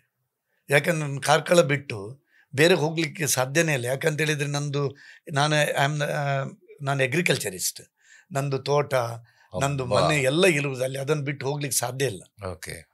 ಹಾಗೆ ನನಗೆ ಜಾಬ್ ಕೂಡ ಅಲ್ಲೇ ಆಯಿತು ಕಾರ್ಕಳದಲ್ಲಿ. ನಾನು ಬೇರೆ ಎಲ್ಲಿ ಶಿಫ್ಟ್ ಮಾಡಲಿಕ್ಕೆ ಟ್ರಾನ್ಸ್ಫರ್ ತಗೊಂಡು ಹೋಗಿಲ್ಲ. ನನ್ನ ವೈಫ್ಗೆ ಅಲ್ಲೇ ಟ್ರಾನ್ಸ್ಫರ್ ಆಗಿ ಅಲ್ಲೇ ಬಂದಳು. ಹಾಗೆ ನಾವು ಅಲ್ಲೇ ಕಂಟಿನ್ಯೂಟಿ ಮಾಡಿ, ನಾನೀಗ ಅಗ್ರಿಕಲ್ಚರಿಸ್ಟ್. ನಂದು ಎರೆಕನೆಟ್ ತೋಟ ಇದೆ, ಕೋಕೋನಟ್ ಪ್ಲಾಂಟೇಶನ್ ಇದೆ, ಅದ ಹತ್ರನೇ ಎದುರುಗಡೆ ಹೋಟೆಲ್ ಇದೆ. ಅದನ್ನು ಬಿಟ್ಟು ನನಗೆ ಎಲ್ಲಿ ಹೋಗ್ಲಿಕ್ಕೆ ಚಾನ್ಸ್ ಇಲ್ಲ. ಕಾರ್ಕಳನೇ ನಾನು. ಓಕೆ, ಹಾಗಾದ್ರೆ ನಾನು ಆಗ ಹೇಳಿದಾಗೆ ಕ್ರೀಡಾಪಟು, ಸಿನಿಮಾ ಕಿರುತೆರ ನಟರು, ಉದ್ಯಮಿ, ದಾನಿ ಮತ್ತು ಈಗ ಇವರು ಒಬ್ರು ಕೃಷಿಕರು, ಅದನ್ನು ಸೇರಿಸಿ ಬಿಡುವ ಸರ್. ಈಗ we come to the main part. ಅಲ್ಲ, ಎಲ್ಲನೂ ಮೇನೇ ಇತ್ತು, ಬಟ್ ನಿಮ್ಮ ಈ ಹೆಲ್ತ್ ಆ್ಯಂಡ್ ಫಿಟ್ನೆಸ್ ಬಗ್ಗೆ, ಈ ವಯಸ್ಸಿಗೂ ನೀವು ಇಷ್ಟು ಸ್ಫುರದ್ರೂಪಿಯಾಗಿ ಕಾಣ್ತೀರಿ, ಬಹಳ ಫಿಟ್ ಆಗಿ ಕಾಣ್ತೀರಿ. ನಿಮ್ಮ ಜೊತೆ ನಿಲ್ಲುವಾಗ ಸಾಧಾರಣ ಯಾರಿಗಾದ್ರೂ ಒಂದು ಸಣ್ಣ ಮಟ್ಟದ ಇನ್ಫೀರಿಯಾರಿಟಿ ಕಾಂಪ್ಲೆಕ್ಸ್ ಬರಬಹುದು ಏನೋ. ಖಂಡಿತ ಸರ್, ಅವರ ಹತ್ರನೇ ಕೇಳಬೇಕು. ಈಗ ಬನ್ನಿ ಮಾತಾಡುವ. ನಿಮ್ಮ ದಿನಚರಿ ಹೇಗಿರುತ್ತೆ? ಎಷ್ಟು ಗಂಟೆಗೆ ಹೇಳ್ತೀರಿ ಮತ್ತು ಹೇಗೆ? ಫುಡ್ಡಿನ ಬಗ್ಗೆ ನಾನು ಸಣ್ಣದ್ರಿಂದ, ನಾನೀಗ ಸಾಫ್ಟ್ ಡ್ರಿಂಕ್ಸ್ ಅಂತ ಹೇಳ್ತೀರಿ. ಸಣ್ಣದಿರುವಾಗ ಮಕ್ಕಳಿಗೆ ಎಲ್ರಿಗೂ ನೋಡಿದ ಕೂಡಲೇ ಕೋಕೋ ಕೋಲಾ ಬೇಕು, ಪೆಪ್ಸಿ ಬೇಕು ಅಂತ ಹೇಳಿ. ಆಗ ಪೆಪ್ಸಿ ಇರ್ಲಿಲ್ಲ, ಆಗ ಫಾಂಟಾ ಮತ್ತೆ ಕೋಕೋ ಕೋಲಾ ಮಾತ್ರ ಇತ್ತು. ಸರಿ. ಬಿಕೋಜಾಯ್ ಅಂತ ಹೇಳಿ, ಈಗಲೂ ಉಂಟು, ಈಗಲೂ ಇದೆ. ನಾನು ಟೇಸ್ಟ್ ಮಾಡಿರ್ಬೋದು, ಆಗ ಕುಡ್ದಿರ್ಬೋದು. ನಾನು ಏಜ್ ಆಫ್ 10 years ಅಲ್ಲೇ 12 years. ನಾನು ಅದೆಲ್ಲ ಬಿಟ್ಟು ಈಗ ಆಲ್ಮೋಸ್ಟ್ 45 years ಆಯ್ತು. ಅದು ಸಾಫ್ಟ್ ಡ್ರಿಂಕ್ ಇಲ್ವೇ ಇಲ್ಲ, ನಾನು ಟಚ್ಚೇ ಮಾಡಲ್ಲ. ಓಕೆ, ಒಂದು ವಿಚಾರ ಆಯ್ತು. ಇನ್ನೊಂದು ಹೇಳಿದ್ರೆ, ನಾನು ಆಯಿಲಿ ಫುಡ್ ತುಂಬಾ ಕಮ್ಮಿ ತಿನ್ನೋದು. ಮನೆಯಲ್ಲಿ ಮಾಡಿದಂತ ಆಯಿಲಿ ಫುಡ್ ಅನ್ನು ತಿಂತೇನೆ. ಅದೇ ನಾನು ಹೋಟೆಲಿಯರ್ ಆಗಿ ಹೇಳ್ಬಾರ್ದು, ಹೋಟೆಲಲ್ಲಿ ಮಾಡಿದಂಥದ್ದು ನಾನು ಆಯಿಲಿ ಫುಡ್ ಅನ್ನೇ ತಿನ್ನಲ್ಲ. ನಾನು ಖಾರ ಕಮ್ಮಿ, ಸ್ಪೈಸಿ ಫುಡ್ ತುಂಬಾ ಕಮ್ಮಿ ತಿನ್ನೋದು. ಮತ್ತೆ ನನ್ನ ದಿನಚರಿ ಹೇಗೆ ಅಂತ ಹೇಳಿದ್ರೆ, ಈಗಿನ ದಿನಚರಿ ನಾನು ಬೆಳಿಗ್ಗೆ 5:30ಗೆ ಹೇಳ್ತೀನಿ. Any cost 5:30. ನಾನು ಎಷ್ಟು ಹೊತ್ತು ನಾನು ಮಲಗುವಾಗಲೇ 12:30 ಆಗತ್ತೆ ಹೋಟೆಲಿಂದ ಹೋಗಿ ಅಲ್ಲ. ನಾನು 5:15 ಗಂಟೆಗೆ ಹೇಳ್ತೇನೆ. ನಂದು ಎಲ್ಲ ದಿನಚರಿ ಎಲ್ಲ ಮುಗಿಸಿ ನಾನೊಂದು ಕಪಾಲಭಾತಿ ಅಂತೇಳಿ ಒಂದು ಇದಿದೆ ಯೋಗದಲ್ಲಿ ಚೆನ್ನಾಗಿರುತ್ತೆ. ಅದು ನಾನು ಎಲ್ರು ಕೇಳುವಾಗ ಅದು ಶಾಕ್ ಆಗತ್ತೆ. ಎಲ್ರು ಮಾಡ್ತಾರೆ, ನಾನೊಂದು 2 minutes 1 minute ಮಾಡ್ತೀನಿ ಅಂತ ಹೇಳಿ ಕಪಾಲಭಾತಿ. ನಾನು ನಾನ್ ಸ್ಟಾಪ್ 1500 ಕಪಾಲಭಾತಿ ಮಾಡ್ತೀನಿ ದಿನಾಲು. ಈಗ್ಲೂ ಮಾಡ್ತೀನಿ ಸರ್. ಅದು ನಾನು ಒಂದು 15-18 ವರ್ಷ ಆಯ್ತು. ಅದರಿಂದ ನಿಮ್ಗೆ ಆಗಿರೋ ಲಾಭ ಏನು? ಅದು ಮುಖದ್ದು ಇದೇ ಚೇಂಜ್ ಆಗತ್ತೆ. ಅದರಲ್ಲಿ ನಿಮ್ದು ಐಸ್ ಆಗ್ಲಿ, ನಿಮ್ದು ಸ್ಕಿನ್ ಗ್ಲೋ ಆಗ್ಲಿ ಎಲ್ಲ ಕೂಡ, ಮತ್ತೆ ವಾತ ಪಿತ್ತ ಕಫ ಅದು 3 ಕೂಡ ಇರಲ್ಲ. ಅದು 100% ಕ್ಲಿಯರ್ ಇದೆ. ಕೆಲವರು ಹೇಳಿದ್ರು, ನೀವು 1500 ಮಾಡಿದ್ರೆ ನೀವು ಲಂಗ್ಸ್ಗೆಲ್ಲ ತುಂಬಾ ಪ್ರಾಬ್ಲಮ್ ಆಗ್ಬೋದಾ ಅಂತ ಕೇಳಿದ್ರು. ನನ್ಗೆ ತಿಳಿದ ಮಟ್ಟಿಗಿಲ್ಲ. ನನಗೆ ಮಾಡಿದ್ರಿಂದ ಇವತ್ತಿನವರೆಗೂ ನಂದು ಎಂಡ್ಯೂರೆನ್ಸ್ ಆಗ್ಲಿ ಇದಾಗಿ ಇಂಪ್ರೂವ್ ಆಗಿದೆ ಶಿವಾಯ್. ಏನ್ ನಂಗೆ ಇಫೆಕ್ಟ್ ಆಗಿಲ್ಲ. ಸರಿ, ಒಂದು ಅದು ವಿಚಾರ. ಇನ್ನೊಂದು ಏನಂತ ಹೇಳಿದ್ರೆ, ನಾನು ಎವ್ರಿ ಡೇ ಈಗಲೂ ನಾನು ಜಿಮ್ಮಿಗೆ ಹೋಗಿ ಅಥವಾ ನಂದು ಬೇರೆ ಎಕ್ಸಸೈಸ್ ಮಾಡಿ ನಾನು 9:30 to 10 o'clock ನಂದು ಬ್ರೇಕ್ಫಾಸ್ಟ್ ಆಗುತ್ತೆ. ಅದರಲ್ಲಿ ಎವ್ರಿ ಡೇ ನನಗೆ ಸಿನ್ಸ್ ಇದೊಂದು 25-30 ವರ್ಷದ ಹೇಳ್ಬೋದು, ನನಗೆ ಮೀನಿದ್ದು ಪದಾರ್ಥ ಬೇಕೆ ಬೆಳಿಗ್ಗೆ. ಅದು ಇಡ್ಲಿ ಇರ್ಬೋದು, ದೋಸೆ ಇರ್ಬೋದು, ಏನೇ ಇರ್ಬೋದು. ಯಾವ ಮೀನು? ಬಂಗಡ ಮತ್ತು ಮ್ಯಾಗ್ರಿಲ್ ಇಲ್ಲದಿದ್ರೆ ಸ್ಯಾಡಿನ್, ಅದೇ ಬಂಗಡ ಇಲ್ಲದ್ರೆ ಬೂತಾಯಿ ಅಂತ ಹೇಳಿ ನಮ್ಗೆ ಫ್ರೆಶ್ ತೆಗೆದು ತುಂಬಾ ಕಮ್ಮಿ.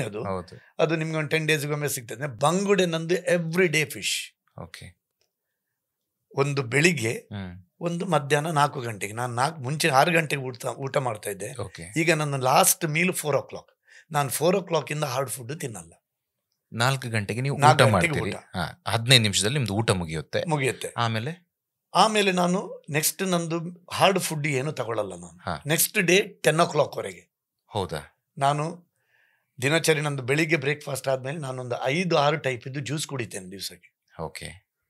ಒಂದು ವಾಟರ್ ಮೆಲನ್, ಒಂದು ದಾಳಿಂಬೆ ಜ್ಯೂಸು, ಮತ್ತೊಂದು ಏನದು ಫ್ರೆಶ್ ಲೈಮ್, ಇಲ್ಲದ್ರೆ ಆರೆಂಜ್ ಜ್ಯೂಸ್, ಮತ್ತೆ ಸಾಯಂಕಾಲ ಕೂಡ ವಾಟರ್ ಮೆಲನ್ ಜ್ಯೂಸಸ್.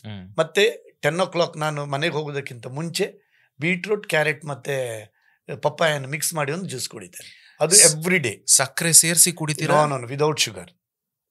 ಅದರಲ್ಲೇ ಶುಗರ್ ಇದೆ, ಯಾಕೆ ಸಕ್ಕರೆ? ಆಯ್ತು, ನೀವು ಹಾಗಾದ್ರೆ ನೀವು ಸಕ್ಕರೆ ಬಿಟ್ಬಿಟ್ಟಿದ್ರಿ. ನಾವು ಬೇಕರಿ ಐಟಮ್ಸ್ ತಿನ್ನಲ್ಲ, ಟೀ ಕುಡಿಯಲ್ಲ, ಸ್ವೀಟ್ ತಿನ್ನಲ್ಲ. ನಾನು ಒನ್ಸ್ ಇನ್ 2 months ಎಲ್ಲಿಯಾದ್ರೂ ಮನ್ಸಾದ್ರೆ ಒಂದು ಹಲ್ವಾ ತಿಂತೀನಿ ಅಷ್ಟೇ.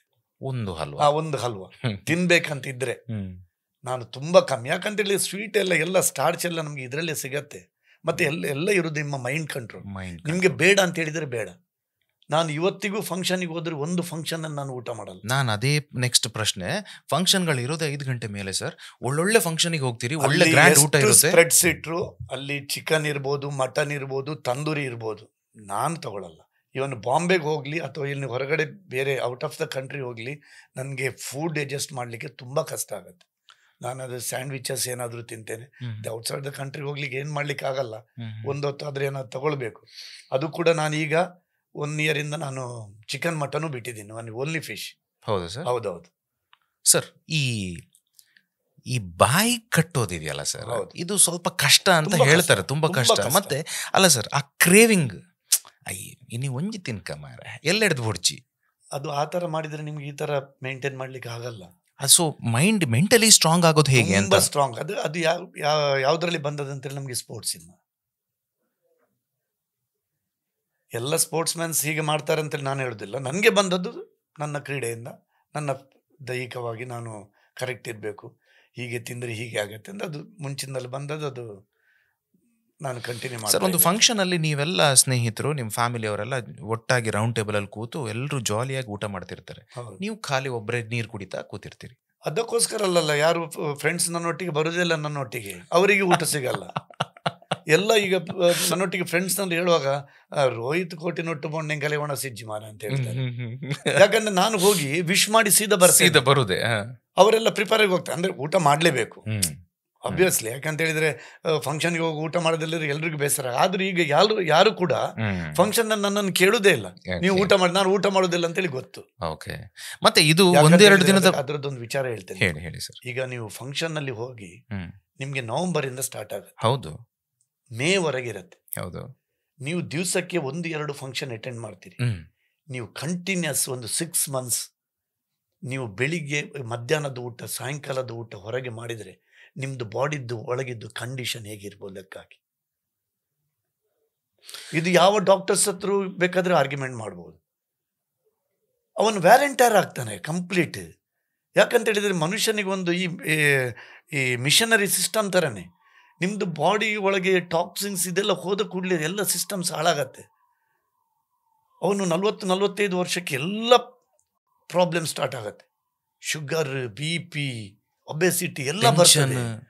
ಆದ ಮೇಲೆ ಬೇರೆ ವರ್ಕ್ ಟೆನ್ಷನ್ ಬೇರೆ ಇರುತ್ತೆ. ನಿಮಗೆ ಸಾಧ್ಯನೇ ಇಲ್ಲ.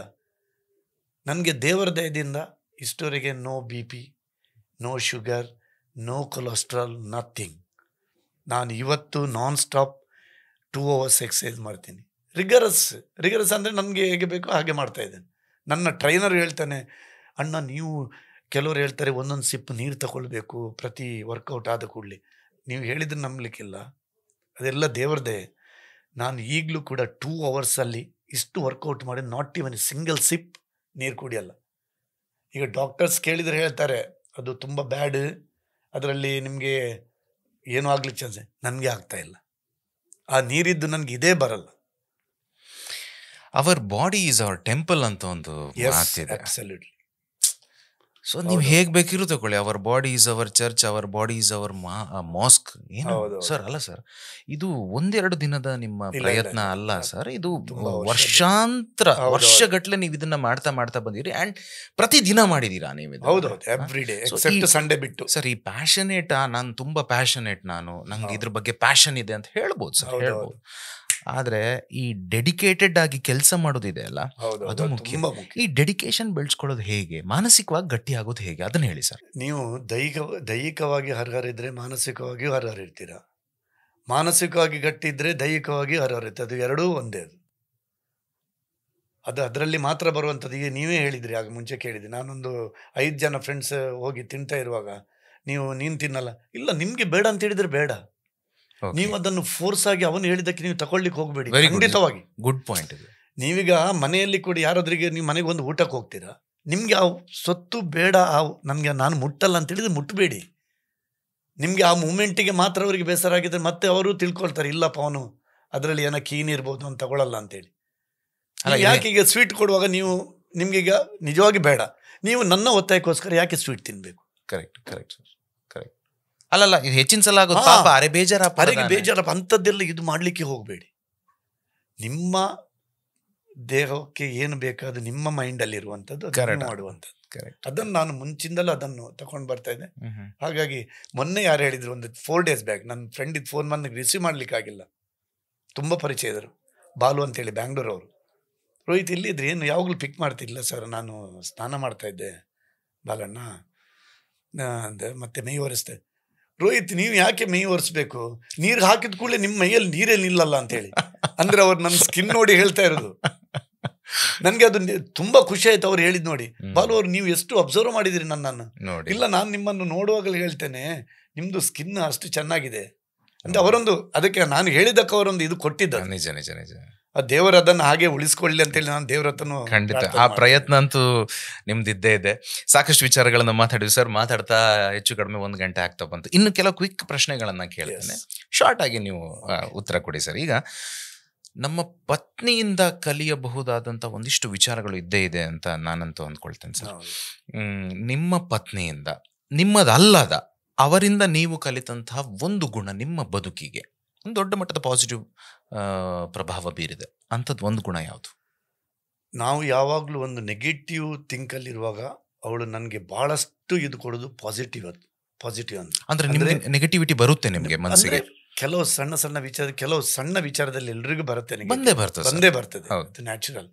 ಹಾಗೆ ಅದನ್ನು ಅವಳು ಬಹಳ ಧೈರ್ಯ ತುಂಬುವಂತ ಕೆಲಸವನ್ನು ಹಲವು ಸಲ ಮಾಡಿದ್ದಾಳೆ.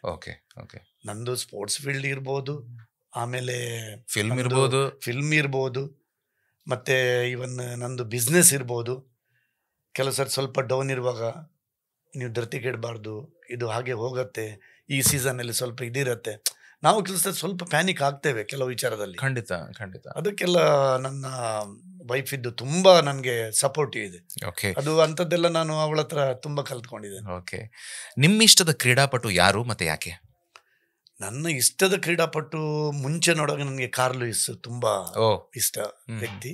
ಮತ್ತೆ ಝೋವಿಯರ್ ಸಾಟೋಮೇಯರ್ ಹೈ ಜಂಪರ್. ಯಾಕಂದ್ರೆ ನಾನು ವರ್ಲ್ಡ್ ಮೀಟ್ ಅಲ್ಲಿ ಪಾರ್ಟಿಸಿಪೇಟ್ ಮಾಡುವಾಗ ನಾನು ಅವನೊಟ್ಟಿಗೆ ಪಾರ್ಟಿಸಿಪೇಟ್ ಮಾಡಿದ್ದೇನೆ. ವಾವ್. ಅವನು ಈಗದ್ದು present world record high jump ಅವನದೇ ಹೆಸರಲ್ಲಿದೆ ಸಿನ್ಸ್ 30 years. Okay okay. ಅವನು 86 ಅಲ್ಲಿ ರೆಕಾರ್ಡ್ ಮಾಡಿದಂಥ ಹೈ ಜಂಪ್ ರೆಕಾರ್ಡ್ 2.45 ಅದು ಇನ್ನಿದೆ.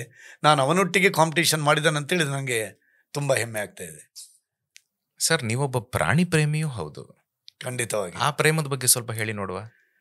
ಅದು ನಮ್ಮ ಮನೆಯಲ್ಲಿ ಬಂದಂಥ ಒಂದು ಇದು. ನಾವು ಎಲ್ಲರೂ ಪ್ರಾಣಿಗಳನ್ನ ಭಾಳಷ್ಟು ಪ್ರೀತಿಸಿ, ಯಾಕಂತೇಳಿ ಮನೆಯಲ್ಲಿ ನಾವೊಂದು ಫ್ಯಾಮಿಲಿ ಅಂತ ಇರುವಾಗ ಒಬ್ಬನಿಗೆ ಪ್ರಾಣಿ ಮೇಲೆ ಪ್ರೀತಿ ಇಲ್ಲದಿದ್ದರೆ ನಾವು ಪ್ರಾಣಿಯನ್ನು ಸಾಕ್ಲಿಕ್ಕೆ ಸಾಧ್ಯ ಇಲ್ಲ. ನಿಜ ನಿಜ. ನಾಯಿ ಆಗಲಿ, ಬೆಕ್ಕಾಗಲಿ, ಯಾವುದೇ ಆಗಲಿ. ಈಗ ನಿಮ್ಮ ಮನೆಯಲ್ಲಿ ಕೂಡ ನೀವು ತುಂಬ ಪ್ರಾಣಿ ಪ್ರಿಯ, ನಿಮ್ಮ ಬ್ರದರ್ಸ್ಗೆ ಅದು ಆಗಲ್ಲ ಅಂತ ಹೇಳಿದರೆ ನೀವು ಮನೆಯಲ್ಲಿ ಖಂಡಿತವಾಗಿ ಸಾಕಲಿಕ್ಕೆ ಸಾಧ್ಯ ಇಲ್ಲ. ಯಾಕೆಂದರೆ ಮನೆ ಒಳಗೆ ಬರಲ್ಲ. ನಮ್ಮದರಲ್ಲಿ ಹೋಲ್ ಫ್ಯಾಮಿಲಿ, ನಾವು ಫ್ಯಾಮಿಲಿಯಲ್ಲಿ ತುಂಬ ಪ್ರಾಣಿಗಳನ್ನು ಪ್ರೀತಿ ಮಾಡಿದರು. ಹಾಗೆ ನನ್ನ ಮನೆಯಲ್ಲಿ ಈಗ ನಾನು ನನ್ನ ಫ್ಯಾಮಿಲಿ ಹೌಸಿಂದ ಇಲ್ಲಿ ಶಿಫ್ಟ್ ಆಗಿದೆ ಕಟೀಲ್ ಫಾರ್ಮ್ ಹೌಸ್ಗೆ. ನನ್ನ ಹತ್ರ 5 ನಾಯಿ ಇತ್ತು. ಈಗ 4 ನಾಯಿ ಇದೆ. ಮತ್ತೆ ಒಂದು ಬ್ಯೂಟಿಫುಲ್ ಸ್ಕ್ವಿರಿಲ್ ಇತ್ತು 2001 2012ವರೆಗೆ, ವೈಲ್ಡ್ ಸ್ಕ್ವಿರಿಲ್. ಅದು ಬೆಳಿಗ್ಗೆ ಎತ್ಕೊಂಡು ಅದರೆಲ್ಲ ತಿಂಡಿ ತಿಂದು ಪೇಟೆಗೆ ಹೋಗಿ ಎಲ್ಲ ತಿರ್ಗಾಡಿಕೊಂಡು, ಕೆಲವರು ಫೋನ್ ಮಾಡ್ತಾ ಇದ್ರು, ಕಟೀಲ್ರೆ ನಿಮ್ದು ಸ್ಕ್ವಿರಿಲ್ ಬಂದಿದೆ, ನಮ್ಮ ಅಂಗಡಿಯಲ್ಲಿ ಕೂತ್ಕೊಂಡಿದ್ದೆ, ಜೀನ್ಸ್ ಅಂಗಡಿಯಲ್ಲಿ. ಮತ್ತೆ ಅದನ್ನು ತಗೊಂಡು ಬಂದು, ಇಲ್ಲದ್ರೆ ಅದೇ ಹಾರ್ಕೊಂಡು ಬರ್ತದೆ ಸಾಯಂಕಾಲ. ತುಂಬ ಇದಾಗಿತ್ತು. ಲಾಸ್ಟಿಗೆ ಪಾಪ ಅದಕ್ಕೆ ಇದರಲ್ಲಿ ಕಣ್ಣು ಸ್ವಲ್ಪ ಕ್ಯಾಟ್ರಾಕ್ಟ್ ಎಲ್ಲ ಆಯ್ತು. ಮತ್ತೆ 2012 ಅಲ್ಲಿ ಹಾರ್ಟ್ ಅಟ್ಯಾಕ್ ಆಗಿ ತೀರೋಯ್ತು. ಅದು ಮನುಷ್ಯರ ತರಾನೇ. ಹೌದು, ಇದ್ದಕ್ಕಿದ್ದಾಗೆ. ಹೌದು, ನಿಮ್ಮ ಜೊತೆಗೆ ಎಲ್ಲ ಅಯ್ಯೋ ತುಂಬಾ ಅಂದ್ರೆ ತುಂಬಾ ನಮ್ಮ ಒಂದು ಮಕ್ಕಳು ತರನೇ ಇತ್ತು. ಹಾಗೆ ಈಗ ಒಂದು ಸಿನ್ಸ್ 3 years ಇಂದ ನಂದು ತುಂಬಾ ಪೆಟ್. ಇವನ್ ಹೋಟೆಲಿಗೆ ಬಂದವರು ಅದನ್ನು ತುಂಬಾ ಪ್ರೀತಿ ಮಾಡ್ತಾರೆ. ಕುದುರೆ, ಹಾರ್ಸ್, ರ್ಯಾಂಚೋ ಅಂತ ಹೇಳಿ ಹೆಸರು. ಅದಕ್ಕೆ 6 years old. ನಾನು 3 years ಆಯ್ತು. ನಾನು ಮೈಸೂರು ಡರ್ಬಿಯಿಂದ ತಗೊಂಡು ಬಂದಿದ್ದೇನೆ. ನಾನು ಅದು ನನ್ನ ಏಕಲವ್ಯ ಬಿಟ್ಟು ನನಗೆ ಅದೇ ಮಗ. ನಾನು ಅಷ್ಟು ಪ್ರೀತಿ ಮಾಡ್ತೇನೆ. ನನ್ಗೆ ಈಗಲೂ ಅದೇ. ಮೊನ್ನೆ ಅದಕ್ಕೆ ಆ ಹಾರ್ಸಿಗೆ ಒಂದು ಪ್ರಾಬ್ಲಮ್ ಇದೆ. ಅದಕ್ಕೆ ಕೋಲಿಕ್ ಅಂತೇಳಿ ಒಂದು ಪೇನ್ ಬರುತ್ತೆ ಮೋಸ್ಟ್ ಆಫ್ ದ ಎಲ್ಲ ಹಾರ್ಸಿಗೆ. ಅದನ್ನು ನಾವು ಯಾವ ರೀತಿ ಹ್ಯಾಂಡಲ್ ಮಾಡಬೇಕಂತೇಳಿ ವೆಟರ್ನರಿ ಡಾಕ್ಟರ್ ಇದ್ದಾರೆ ಕಾರ್ಕಳದಲ್ಲಿ, ಸುನಿಲ್ ಮತ್ತು ಪ್ರಭುಗಳು. ಅದು ಅವ್ರು ಏನಾದಿದ್ರು ಅವರಿಗೆ ಫೋನ್ ಮಾಡಿದರೆ ಇಮಿಡಿಯೇಟ್ ಬಂದು ಅದಕ್ಕೆ ಟ್ರೀಟ್ಮೆಂಟ್ ಕೊಡ್ತಾರೆ. ಹಾಗೆ ತುಂಬ ಈಗ ಹೋಟೆಲ್ಗೆ ನನ್ನ ತುಂಬ ಕಸ್ಟಮರ್ಸ್ ಬಂದರು, ಕೇಳ್ತಾರೆ ನಿಮ್ಮದು ರ್ಯಾಂಚ ಇದೆ ಇಲ್ಲ. ನನ್ನ ಕೆಲಸದವ್ರು ಕರ್ಕೊಂಡು ಬರ್ತಾರೆ. ಅದನ್ನು ಫೋಟೋಸ್ ಎಲ್ಲ ಸೆಲ್ಫಿ ಎಲ್ಲ ತೆಗೆದು, ಮೊನ್ನೆ ಓಟಿಗೆ ನನ್ನ ಮಗ ಕೂಡ ಕುದುರೆಲೇ ಹೋಗಿ ಓಟ್ ಹಾಕಿ ಬಂದಿದ್ದು ಎಲ್ಲ ಟೈಮ್ಸ್ ಅವನಿಗೆ ಹೋಗಿ ಓಟ್ ಹಾಕೊಂಡು ಬಂದಾನೆ. ತುಂಬಾ ಫೇಮಸ್ ಆಗಿದ್ದಾನೆ ರ್ಯಾಂಚ್. ನಿಜ ನಿಜ. ಸರ್, ಈಗ ಇಷ್ಟೊಂದೆಲ್ಲ ಇದ್ದಾಗ್ಯೂ, ಅಂದ್ರೆ ಹಣ, ಹೆಸರು, ಕೀರ್ತಿ, ಜನಪ್ರಿಯತೆ ಇದೆಲ್ಲ ಇದ್ದಾಗ್ಯೂ ನೀವೊಂದು ಪಾಲಿಟಿಕ್ಸಿಗೆ ಬಂದು ಜನರ ಸೇವೆ ಮಾಡ್ಬೋದಿತ್ತ? ಪಾಲಿಟಿಕ್ಸಿಗೆ ಬಂದು ಸೇವೆ ಮಾಡೋಕ್ಕಿಂತ ಹೀಗೆ ಮಾಡೋದೇ ಖುಷಿ ನಮಗೆ. ನೀವು ಎಲ್ಲೂ ನಿಮ್ಮ ಐಡೆಂಟಿಟಿಯನ್ನು ತೋರಿಸ್ಕೊಂಡಿಲ್ಲ. ಇಲ್ಲ ಇಲ್ಲ, ನೀವು ಎಲ್ಲೂ ಹೇಳೋದಾಗ್ಲಿ ಮಾತಾಡೋದಾಗ್ಲಿ ಯಾರ ಬಗ್ಗೆ ಆಚೆ ಈಚೆ ನಮ್ಗೆ ಗೊತ್ತೇ ಇಲ್ಲ ಸರ್. ಇದನ್ನ ನೀವು ತಪ್ಪಿನೂ ಮಾಡ್ಲಿಲ್ಲ, ಬೈ ಮಿಸ್ಟೇಕ್. ಕೆಲವು ವಿಚಾರಗಳು ಕೆಲವು ಮನುಷ್ಯನಿಂದ ತಪ್ಪಾಗುತ್ತೆ. ಅವು ಪಾಂಡ ಹೆಂಗ್ ಗೊತ್ತಿಜ್ಜ ಅಂದೆ ಆದ ಪೋಣ್ ಮಾರ ಅಂತ. But we never could judge you. ಇದೊಂದು ಇನ್ನೊಂದು ನಿಮ್ಮ ಪ್ಲಸ್ ಪಾಯಿಂಟ್. ಯಾಕೆ ನೀವು ಬರ್ಲಿಲ್ಲ ಪಾಲಿಟಿಕ್ಸಿಗೆ? ಪಾಲಿಟಿಕ್ಸ್ ಎಂದರೆ ಸಣ್ಣದ್ರಿಂದ ನಮ್ಗೆ ಈ ರಾಜಕೀಯ ಅಥವಾ ಇದು ನೋಡಿಯೇ ನನ್ಗೆ ಅದು ತುಂಬಾ ಇದಾಗಿದೆ ಅಲ್ಲ. ಅದು ನಮ್ಮ ಅಂತವರಿಗೆ ಅಲ್ಲ ಅಂತೇಳಿ ಅನಿಸ್ತದೆ. ನಿಜ. ರಾಜಕೀಯ ಹೋದವರಿಗೆ ನನ್ನ ಮೇಲೆ ಬೇಸರ ಇಲ್ಲ. ಹೌದೌದು, ನಿಮ್ಗೆ ಅವ್ರ ಮೇಲೆ ಬೇಸರ ಇಲ್ಲ. ಹೌದು, ನಿಮ್ಗೆ ಎಲ್ಲರೂ ಫ್ರೆಂಡ್ಸ್. ನನ್ಗೆಲ್ಲ ಫ್ರೆಂಡ್ಸ್. ಈಗ ಯಾವ ಪಾರ್ಟಿಯವರು ನನ್ಗೆಲ್ಲ ಫ್ರೆಂಡ್ಸೇ. ಹಿರಿಯರಿಂದ ರಾಜಕೀಯ ವ್ಯಕ್ತಿಗಳಾಗ್ಲಿ, ಈಗಿನ ರಾಜಕೀಯ ನನ್ಗೆ ಎಲ್ಲರೂ ಕ್ಲೋಸ್ ಇದ್ದಾರೆ. ನಾನು ರಾಜಕೀಯಕ್ಕೆ ಬಂದು ಸಮಾಜ ಸೇವೆ ಮಾಡೋದಕ್ಕಿಂತ ನಾನು ನನ್ನಷ್ಟಕ್ಕೆ ಸಮಾಜ ಸೇವೆ ಮಾಡಿದ್ರೆ ಒಳ್ಳೆಯದು. ಮತ್ತೆ ನಾನು ಹ್ಯೂಮನ್ ರೈಟ್ಸ್ ಕಮಿಷನ್ ಇದ್ದು all India executive director. Human rights commission ಇದ್ದು, ಇಂಟರ್ನ್ಯಾಷನಲ್ ಹ್ಯೂಮನ್ ರೈಟ್ಸ್ ಕಮಿಷನ್ ಇದ್ದು ಆಲ್ ಇಂಡಿಯಾ ಎಕ್ಸಿಕ್ಯೂಟಿವ್ ಡೈರೆಕ್ಟರ್. ನಾನು ಅದರ ಥ್ರೂ ಅಲ್ಲಿ ಹೋಗಿ ಏನಾದರೂ ಇದ್ರೆ ನಾನು ಅದ್ರ ಕೆಲಸ ಮಾಡ್ತೀನಿ. ಮತ್ತೆ ಏನಾದರೂ ಪುವರ್ ಪೀಪಲ್ ಇದ್ರೆ ನನ್ನ ಹತ್ರ ಬಂದು ನಾನು ಅಂತೇಳಿ ನಾನು ನನ್ನಷ್ಟಕ್ಕೆ ಮಾಡ್ತೇನೆ. ರಾಜಕೀಯದಕ್ಕೆ ತುಂಬಾ ಸಾಧಾರಣ ಒಂದು 10-15 ವರ್ಷ ನನಗೆ ಹೇಳ್ತಾ ಇದ್ರು, ಬನ್ನಿ ಕಂಟೆಸ್ಟ್ ಮಾಡಿ, MLA ಅದು ಮಾಡಿ ಇದು ಮಾಡಿ. ಬೇಡವೇ ಬೇಡ, ನನಗೆ ಹೆಸರಿದೆ, ದೇವರು ಕೊಟ್ಟದ್ದೆಲ್ಲ ಇದೆ, ಒಳ್ಳೆ ನಡ್ಸ್ಕೊಂಡು ಹೋಗೋ ಉದ್ಯಮ ಕ್ಷೇತ್ರ, ಹೆಸರು ಮಾಡಿದ್ದೇನೆ. ಇನ್ನೂ ಅದೇ ರೀತಿ ಮುಂದುವರ್ಸ್ಕೊಂಡು ಹೋಗಿ ದೇವರ ಹತ್ರ ಒಂದು ಪ್ರಾರ್ಥನೆ ಮಾಡೋದು. ಆಗಲಿ ಸರ್. ಇದು ನನ್ನ ಕೊನೆಯ ಪ್ರಶ್ನೆ. ತುಂಬ ಖುಷಿ ಆಯಿತು ನಿಮ್ಮ ಜೊತೆ 1 ಗಂಟೆ ಒಂದು ಸೆಷನ್ ಆಯ್ತು ಸರ್. ಇದು ಒಂಥರ ಒಂದು ಪರ್ಸನಾಲಿಟಿ ಡೆವಲಪ್ಮೆಂಟ್ ಸೆಷನ್ ಅಂತ ಹೇಳ್ಬೋದು. ಒಂದು ತತ್ವ ಅಂತಿರುತ್ತೆ, ಪಾಲಿಸಿ ಆಫ್ ಲೈಫ್ ಅಂತ ಹೇಳುವ. ನಿಮ್ಮ ಬದುಕಿನ ತತ್ವ ಏನು?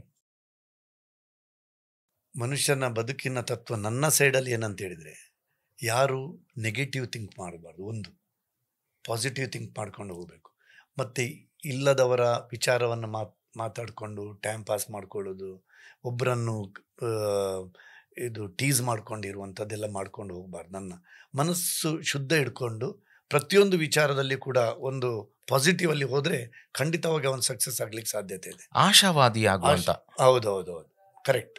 ಅಷ್ಟೇ ಅಷ್ಟೇ ಅಷ್ಟೇ, ಬೇರೆ ಯಾವುದಲ್ಲ. Okay okay Kateel sir, mostly ನಾನು ನಿಮ್ದೆಲ್ಲ ಬದುಕನ್ನು 1 ಗಂಟೆಲೆಲ್ಲ ಹಿಡಿದು ಕೊಡೋದು ತುಂಬ ಕಷ್ಟ ಆಗುತ್ತೆ. ಆದರೂ ಒಂದು ಸಣ್ಣ ಪ್ರಯತ್ನವನ್ನು ನಾವು ಮಾಡಿದ್ದೇವೆ. ಈ ಹೊತ್ತಿನಲ್ಲೂ ನೀವು ಬಂದು ನೀವು ನಮ್ಮ ಜೊತೆಗೆ ಮಾತಾಡಿದ್ದೀರಿ, ಸಮಯ ಕೊಟ್ಟಿದ್ದೀರಿ. ನಿಮ್ಮ ದೊಡ್ಡ ಪ್ರಾಜೆಕ್ಟ್ ಬರ್ತಿದೆ, ಅದಕ್ಕೆ ತುಂಬ ತುಂಬ ಶುಭ ಹಾರೈಸ್ತೇವೆ. ಹೀಗೆ ಆರೋಗ್ಯವಂತರಾಗಿರಿ ಅಂತ ಹಾರೈಸ್ತೇನೆ. Okay, thank you so much Avinash ಅವರೇ.